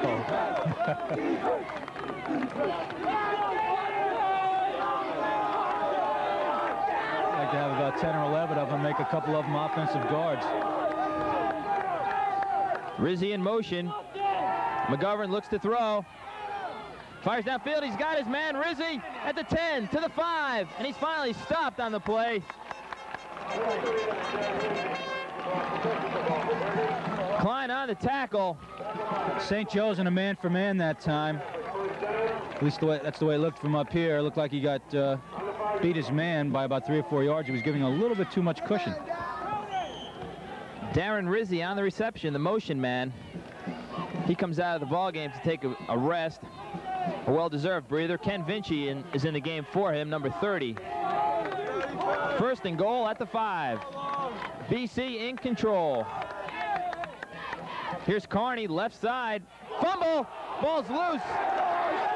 And I believe, yes, John Basselon recovers for St. Joe's. A big turnover. Tom Carney coughed it up. Usually don't see that, and Basselon was there on the recovery. This might be a little something to juice up some of the St. Joe's offense. Although they're not in terrific field position. I guess that obviously that full house double tight end offense is their goal line offense. You don't have to be a genius to figure that one out. But you are a genius nonetheless. Nonetheless, yes. Satola looks to throw. Oh. Batted down that time. A nice play by Jim Smith, the linebacker. Slant pattern. Pass was intended for Moran. Ed Moran, number 88, the wide receiver. Basically a rather safe pass, especially down in your end zone like this, because what it does is it puts the ball in the belly area of the receiver with his back to the defender. Unfortunately for the Green Knights, Smith was in the way of that play. Lone setback is Gaddy. Again a slant. That time intended for Michael Bartoli, the tight end. Incomplete, brings up a 3rd and 10. 3 minutes, 33 seconds remaining, 3rd quarter. Bergen Catholic Crusaders 20, St. Joseph Regional Green Knights nothing. Today's game is being brought to you by Erickson Oldsmobile and Toyota of Rockland, and by El Bandito Restaurant, your community-minded businesses. BC that time looked to be in a man-for-man. I think that they would be in a zone with the point spread that they have and the kind of real estate for a first down.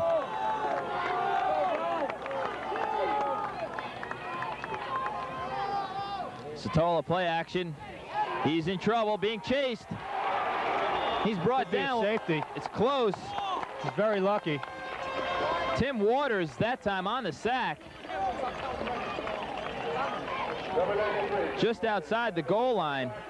Fourth down, a punting situation. And one of the reasons why you'd go to that man-for-man, to speak for the BC coaches, if I may, is because it does allow you to put a little bit more pressure. It's a gambling move. A little bit more pressure on the offense. Everybody in the Northern Hemisphere knew that the ball was going up top that time. Stephen Hayward, a sophomore, to punt in dangerous territory. Gets a nice punt away. Mike Rinaldi gets the ball and taken down immediately on the play. Doing a nice job, though, of bringing both hands up on the ball. Robert Lewis on the tackle. That's the main thing I imagine a coach wants from his special teams players. Just hang on to the ball, and any yardage you gain, fine, but don't cough it up. And Rinaldi did his job. Yeah, first things first. You got to take it and catch it before you can run with it. Is it too early, David, to start working on the clock?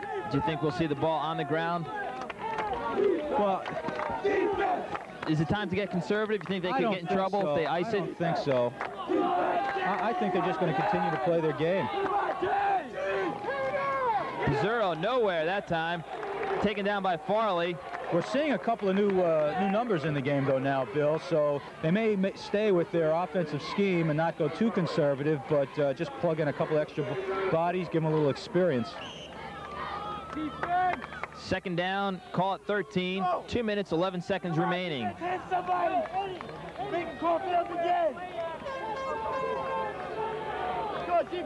Mike McGovern, number 9, is the quarterback for the Crusaders.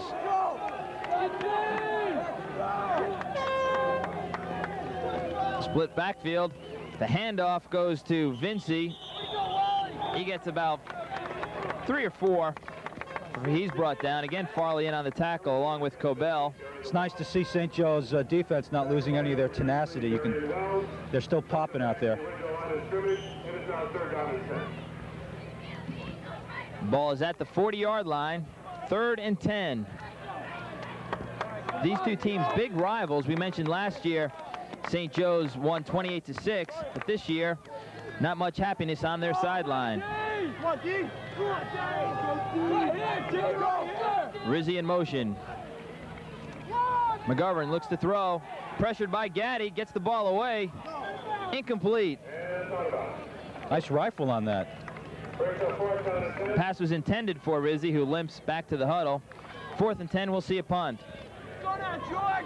Before last year, the last time St. Joseph's did beat Bergen Catholic was 1977. So there was a long dry spell before last year. You know, this is the type of situation in which a team can start to put in a couple of plays that they like to try out also, and there's 2 purposes for that as we watch them punt it away. Jay Coyle, the punter.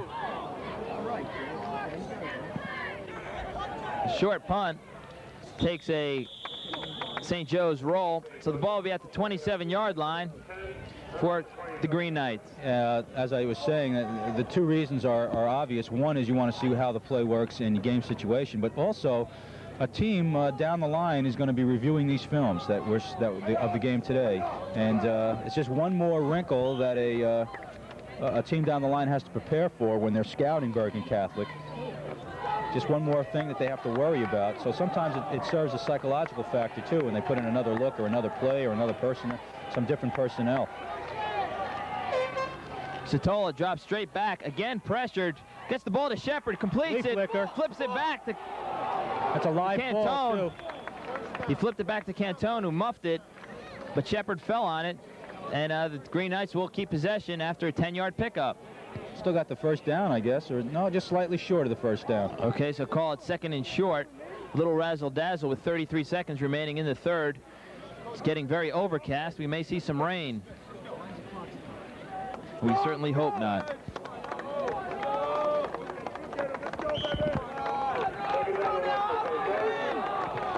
to the north of us are some ominous-looking rain clouds. 2nd and 1. The give to Gaddy straight up the middle, and it looks like he may have it with that last surge. Satola showing some, actually some poor technique that time, watching his back dive into the line. Instead of carrying out the play, running along the line of scrimmage with a fake bootleg or something to draw the attention of the linebackers. Watching their back going into the line of scrimmage is not going to do his running back much good. Doesn't deceive the defense at all. It's close, and the officials will measure. Our referee today is Jack Benkin. The umpire, Norm Denning. Our head linesman, Paul Castiglia. And the field judge is Dave Lortz. I don't think they have it. I think they're still short. Satola signals first down, but we'll wait for the official. I think they have it. That's what I said. And they do. First down. Good call by our tower official, David Weinberg. Missed another one. Well, it is a first down. That's what I said. I guess I called that one wrong. Oh, my mistake. I thought you called it right. Anyway, the clock may run out here. 5 seconds. They're going to try to get one more play off. 3, 2, 1. And there's the whistle. There's no point in rushing that. It's not as if it's the end of the game or the end of the half. So at the end of 3 quarters of play, the Bergen Catholic Crusaders 20, the St. Joseph Green Knights nothing. We'll be back for the start of the 4th quarter in a moment. First play of the 4th quarter. Satola gives the ball to Gaddy. No, he holds it. He keeps it.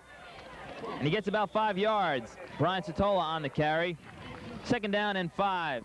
Kind of a poor example of a triple option that time. Rode the fullback into the line, was looking for his trail man, but really never developed. Time is not on the side of the Green Knights. Down 20-0, but it's not inconceivable to score 3 touchdowns in a quarter. They have to make something happen in a hurry. Shepard split to the far side. Near side is Magnelli.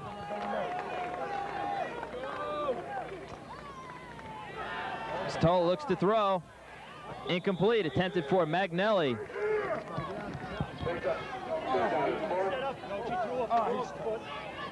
Remember, the backup quarterback for St. Joseph is Gilbert McNeil, and he had a fine game last week, 150 yards passing.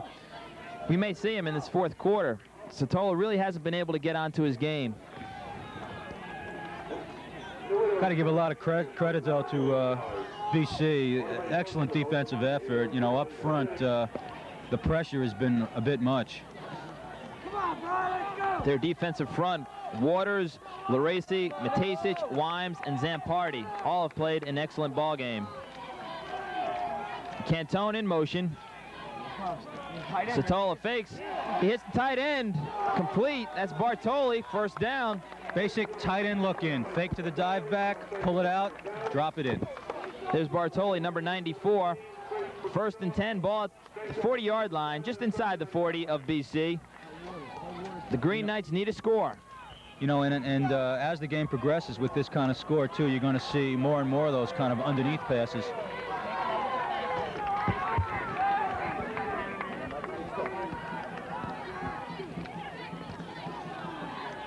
Satola, and he is sacked. Michael DiFiore, excuse me.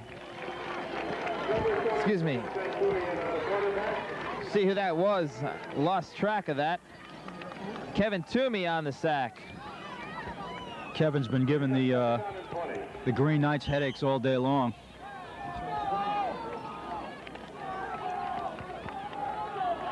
Our play-by-play man messed up there.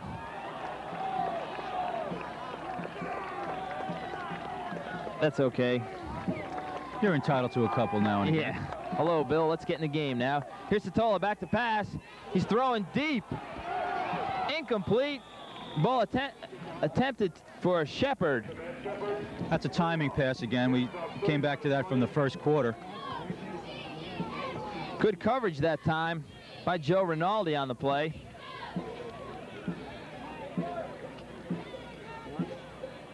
We mentioned Bill Rocca was very happy with the Crusaders' defense against the run. He was concerned about their passing defense, but so far today they've been very impressive. The secondary of Quaglino, Rinaldi, and Donfield. Well, I think also It's because they are getting the kind of pressure that ball's being released earlier. They're not, there aren't these second chances like we see, for example, last week. Quarterback scrambling and breaking a few open. Satola back to throw, gets rid of it. He completes the pass to Cantone. He was drilled as he threw the pass. Waters on the pressure. Pass was complete, but it will be short of a first down. 4th and about 5. Is this time to go for it? You're down 20 points. There's less than 10 minutes left in the game. What else are you going to do? And I guess the coaching staff of St. Joe's feels the same way. Well, they're going to go for it. I'm surprised that BC isn't a little bit more of a prevent defense. Yeah, they are. Satola rolling to the near side. Gets rid of the ball. It's complete to Bartoli. First down. It's a bad spot. I'm surprised at the spot that time. It looked like Bartoli had the first down by a yard or so. We'll have an official measurement. It looks a little short here, Bill. It looks short right now. I'd say by maybe a couple of inches. You could see the secondary that time on a dead retreat. They were backpedaling from the snap of the ball. They were not going to get beat that time. I thought Bartoli was ahead of the spot there. And there's a good picture of the spot. Satoli getting right in on it. No, it's going to be short by inches. Excellent camera work there also, folks. You are there. That's right. While we have a moment to mention our staff, our producer and director is Frank Labono. The assistant director is Ed Rankin. Technical director Pat Wenz. Our cameraman today, Pat Wenz, Mike Ward, Jim English, Gus Kolovos, Jack and Sarah, and Michelle Buenafuente. I'd like to also give our best wishes and get well soon to Chris Thiesing, of course, our illustrious leader. Chris is under the weather a little bit. He's also under the covers because I understand he has a little pneumonia. There's Carney, picks up a yard or two.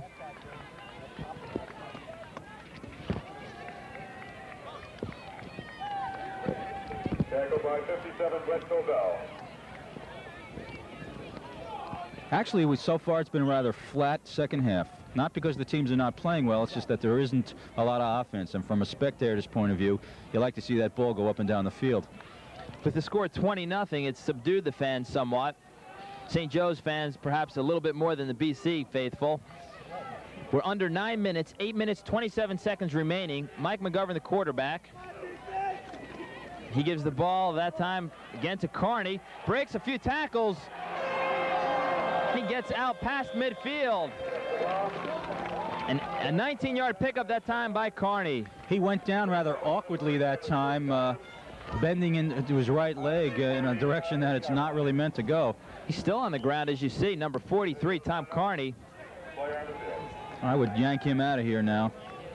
Well, you have the lead. You can afford to protect him. Yeah. So with 8 minutes, 14 seconds remaining, Bergen Catholic 20, St. Joseph nothing. We'll be back in a moment. Tom Carney got a nice hand, a well-deserved hand as he went off the field. It looks like he'll be okay. Going to be tough to chase him if we should decide that he is a game player. That's right. We have to start thinking about our Ericsson Oldsmobile and Toyota of Rockland player of the game. Here's Schlatter. He goes down. His knee touches the ground. So he loses a yard or two on the play. Second down for BC. Which reminds me, our game today is brought to you by Ericsson Oldsmobile and Toyota of Rockland, and by El Bandito Restaurant, your community-minded businesses. Now our Ericsson Oldsmobile and Toyota of Rockland player of the game will get a dinner at El Bandito Restaurant, get themselves a plaque and a trophy, some nice hardware to stick up on the wall. So it's second down, called 11. The ball at the 49-yard line of BC. McGovern looks to throw, sidesteps the rush, gets rid of it. He's got Rizzi wide open at the 37. He's down to the 20, the 15 before he's taken out of bounds. That play is commonly referred to as a waggle. A fake dive, a fake handoff, quarterback bootlegs to the outside. If the receiver is covered, he takes off. If not, he throws it. Shepard pushed Rizzi out of bounds, saved a touchdown there. Ball's at the 15-yard line. Another first down for the Crusaders. Crusaders looking to run their record to 6-0. Of course, looking ahead to next week, they play Ridgewood, and Ridgewood comes into this afternoon's games with a 5-0 record as well. Tough football there, tradition of tough football. But Bergen Catholic has looked sharp.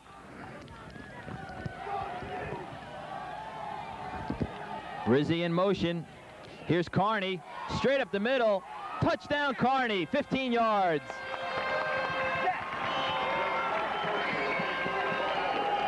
There he is with his arms raised. And he has a right to have him up there. That may just about ice it. His third touchdown of the ball game. Tom Carney, a 15-yard burst up the middle. 26-0 in favor of Bergen Catholic. You don't get that kind of offensive running out of a quality back like that, though, unless those fellas up front are doing the job and they're just blowing holes up there. You could probably drive a small car through a couple of them. Even I might be able to pick up a few yards. Even you. That's right, Bill. Let's not get panicky. Yeah. Sean Kelly will attempt the extra point. Snap. Place is good. It's up, and it is good. So Kelly splits the uprights. Everything going in favor of BC. With the score, 27-0 in favor of the Crusaders. 7 minutes, 2 seconds remaining. We'll be back.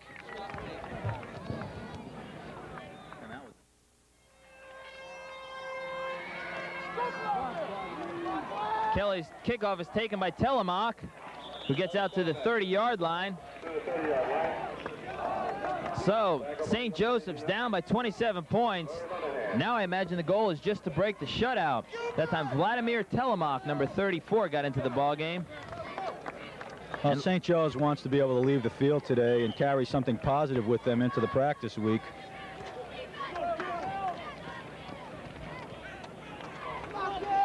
And we have a new quarterback, Gilbert McNeil, number 14. He's a junior. He's come into the ballgame. We speculated we might see him today, and now we get our chance. Number 14, he's a junior. McNeil looks to throw right away. Pass is almost intercepted by Jim Smith. Hung on to that just a tad too long. His receiver was open. He got a little bit too greedy there, looking for a little more. He had a couple of people open. Bartoli was open short, as well as Cantone, but he elected to go long. Incomplete. 2nd down and 10. We mentioned Bergen Catholic plays Ridgewood next week, what looms to be a very big ball game. St. Joseph's, they will be at Teaneck. McNeil, number 14, fades. Dumps it off to Cantone. He's got some blockers in front of him, but they don't block, and he gets taken down. See McNeil also from that last picture, kind of a tall gent. He's a tall quarterback. He is 6'3", 180 pounds, from Spring Valley. There he is.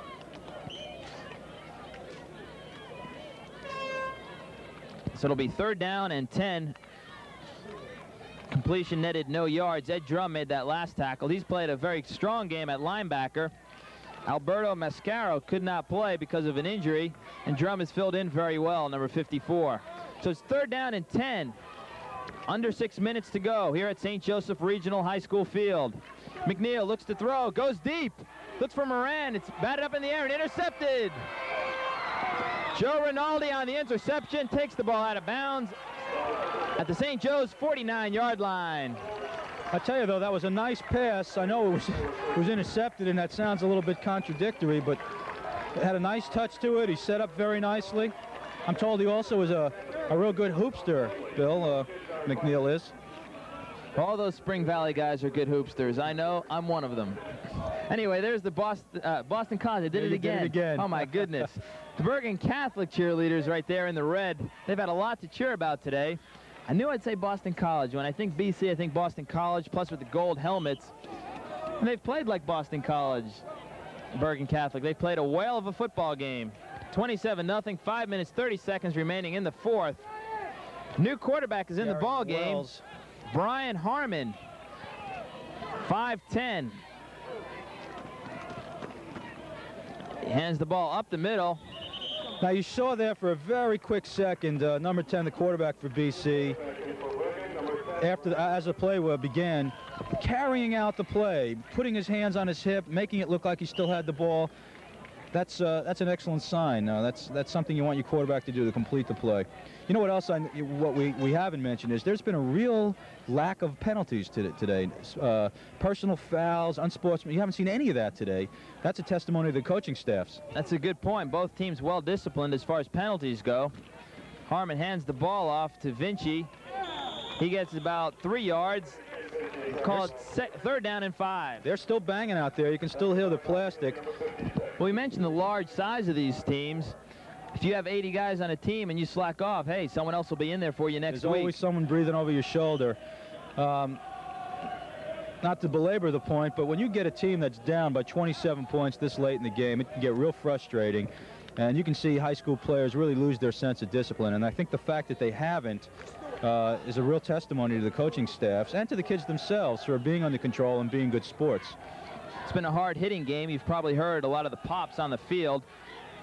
Hard-hitting but clean. Harmon straight up the middle on the quarterback sneak, and it looks like he's got a 1st down. Excellent surge off of that offensive line that time. We see a lot of clean white jerseys in there.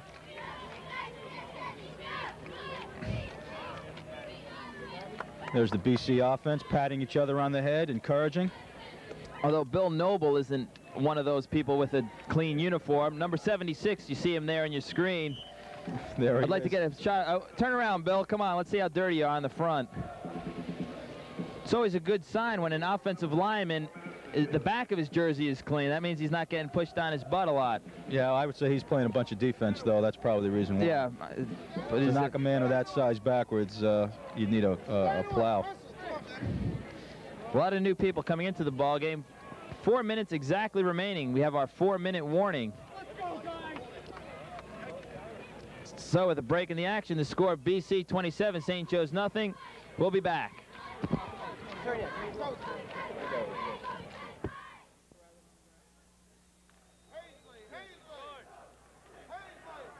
you're doing a good job, and we might mention it to Frank, and maybe we'd like to have you up here.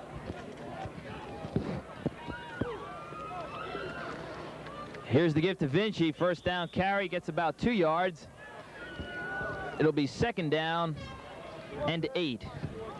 It might be time, Bill, to start talking about picking our player of the week. That's right. Today's game is being brought to you by Erickson Oldsmobile and Toyota of Rockland and by El Bandito Restaurant.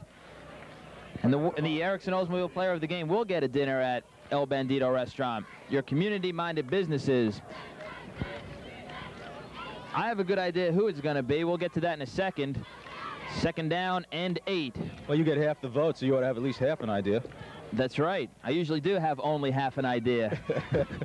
Vinci up the middle. Running hard. 4 yards. Again, good offensive surge. Yeah, give credit to the offensive line coach for BC. No matter who he's putting on the field, they're coming off the ball real well. Excellent technique. Shoulders parallel to the ground and nice square. There's Noble. We got a good shot of him there.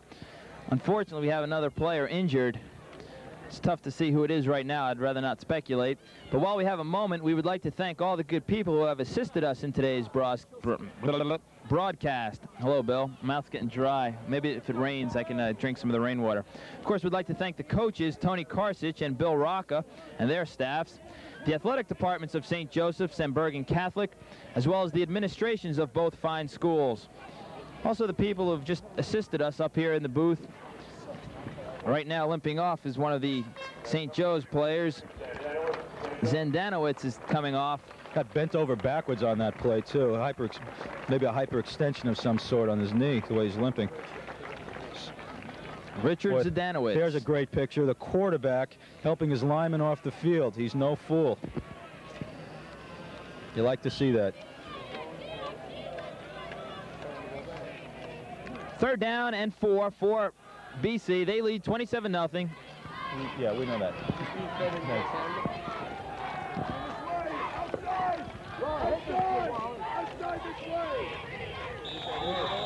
Fumble. We have penalty flags fly. Might have a procedure on that, I guess, huh? It looks like it. That's what I think the call will be.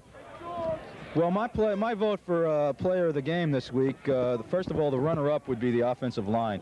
Of BC. Of BC, of course. You know, just once I'd like to see an offensive lineman, somebody who's not in what's called a skill position, winning one of these players. It's real hard to be an offensive center or an offensive guard and be recognized. But I don't think there's any question. But Tom Carney absolutely is our player of the game. Absolutely. 3 touchdowns, well over 100 yards. Also, the reason we can't give the player of the game to the offensive line is because they'll eat El Bandidos out of business. So Tom Carney is our Ericsson Oldsmobile and Toyota of Rockland player of the game. We'll be speaking to him on field level after the game. Here's Vinci up the middle. Vinci looks like he wants to play a little more offense there, running that ball real hard. He has seen a lot of time in the backfield.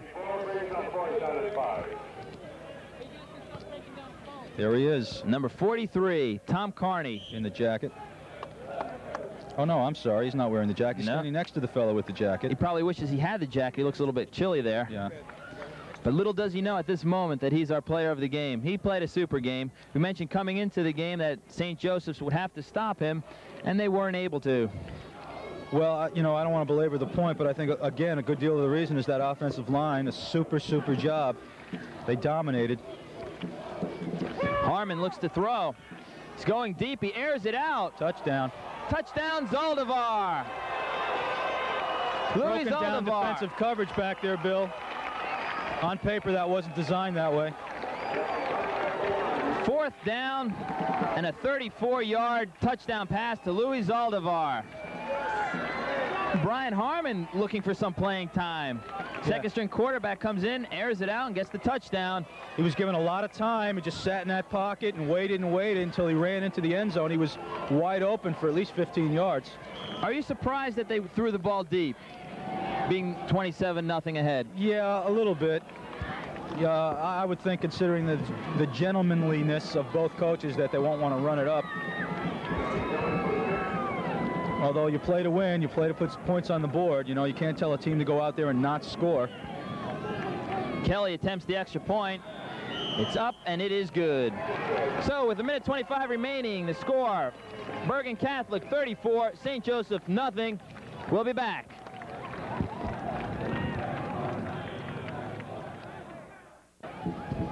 We're back. There's Richard Zdanowicz. Looks like he turned an ankle, putting some ice on it. It's going to hurt a little bit more after a loss like this. You know, when you win, you'd be surprised how injuries go away on Monday. That's true. Here's Kelly's kick. Coming to Vladimir Telemak at the 6. You've been waiting all day to say that, haven't you? I have been. Look at him go. Picks up some yardage out to the 30. Good return. You know, technically there should have been a flag on that. It's illegal to hurdle in this league. And he clearly lifted himself off the ground. Official on the spot missed that call. Unless I misunderstand the rules. So with 1:18 remaining, we'll see if St. Joe's can at least crack the scoreboard. Well, I would say look to BC coming out with 11 defensive backs here. I have to admit, I'm very surprised at the lopsided score we have now. Absolutely. Who would have ever guessed it? Kelly! Yeah, there were 4 linebackers in the game. McNeil is the QB.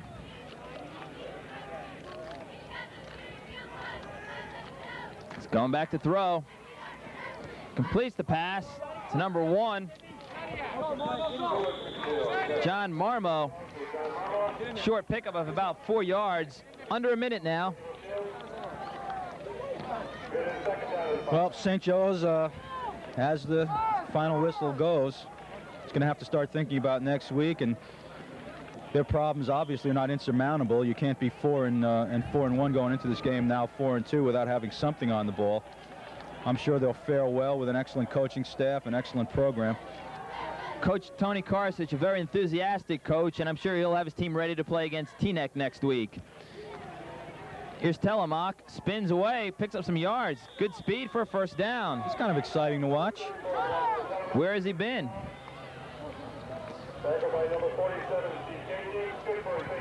There he is.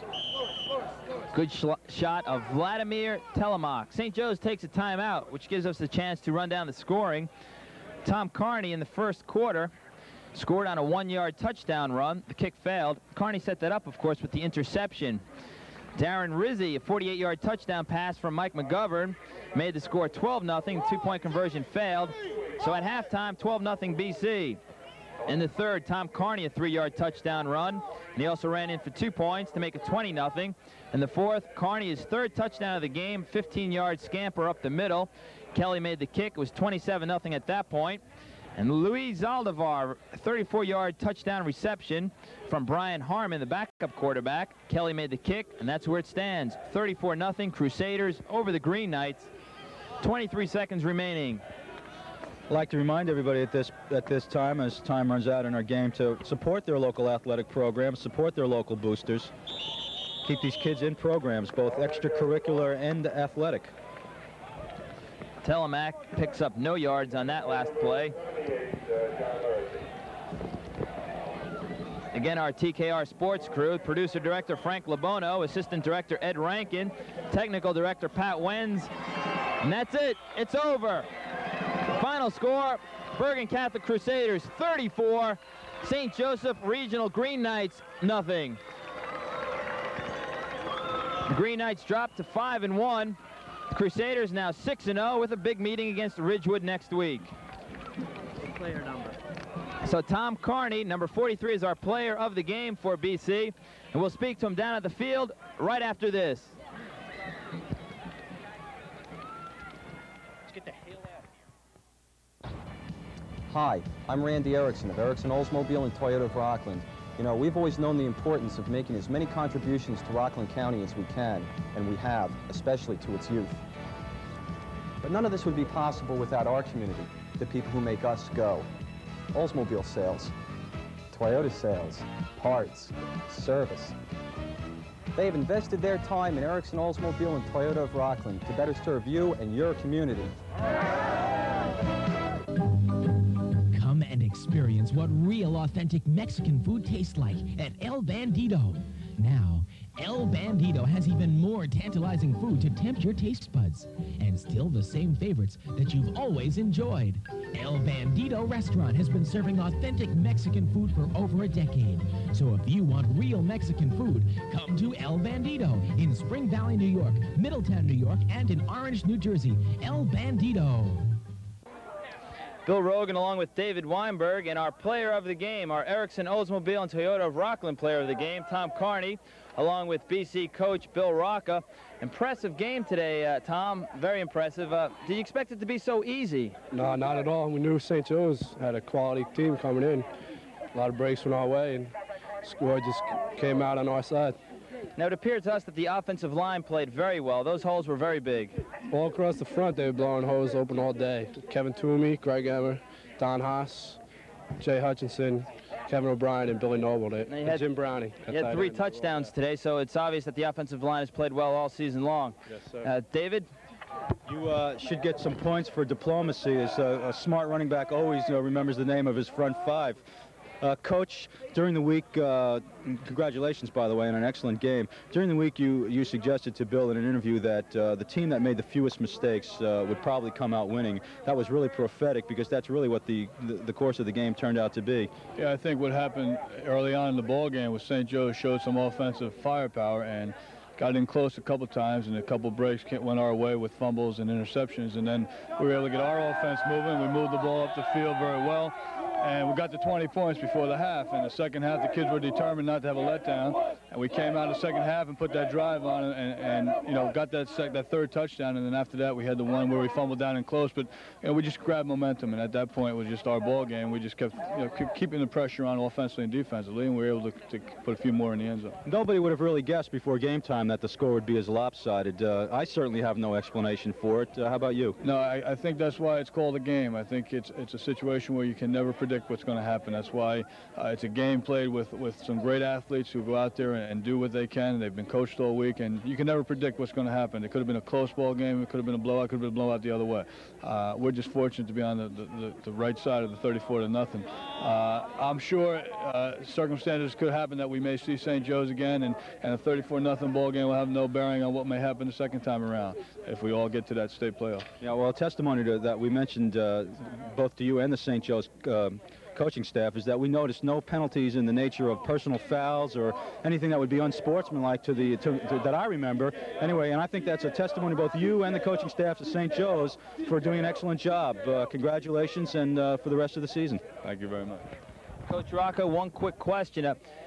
Is the team thinking undefeated season? Every year when you open up a campaign, you think undefeated. You set some goals for yourself. Obviously, you want to win your conference, and you want to go undefeated. You want to get into the state playoffs and win the state playoffs. We just take them the old cliche one at a time. We have 6 right now. Next week's a tough one with Ridgewood. Hopefully, it'll be number 7. We just take them 1 week at a time, and our goal is to continue to win and continue to reap whatever championships we can pull in along the way. Tom, a lot of people back here cheering for you. Great support. Got a great school. Once again, our Erickson Oldsmobile and Toyota of Rockland player of the game, Tom Carney. Head coach Bill Rocca of the undefeated BC Crusaders.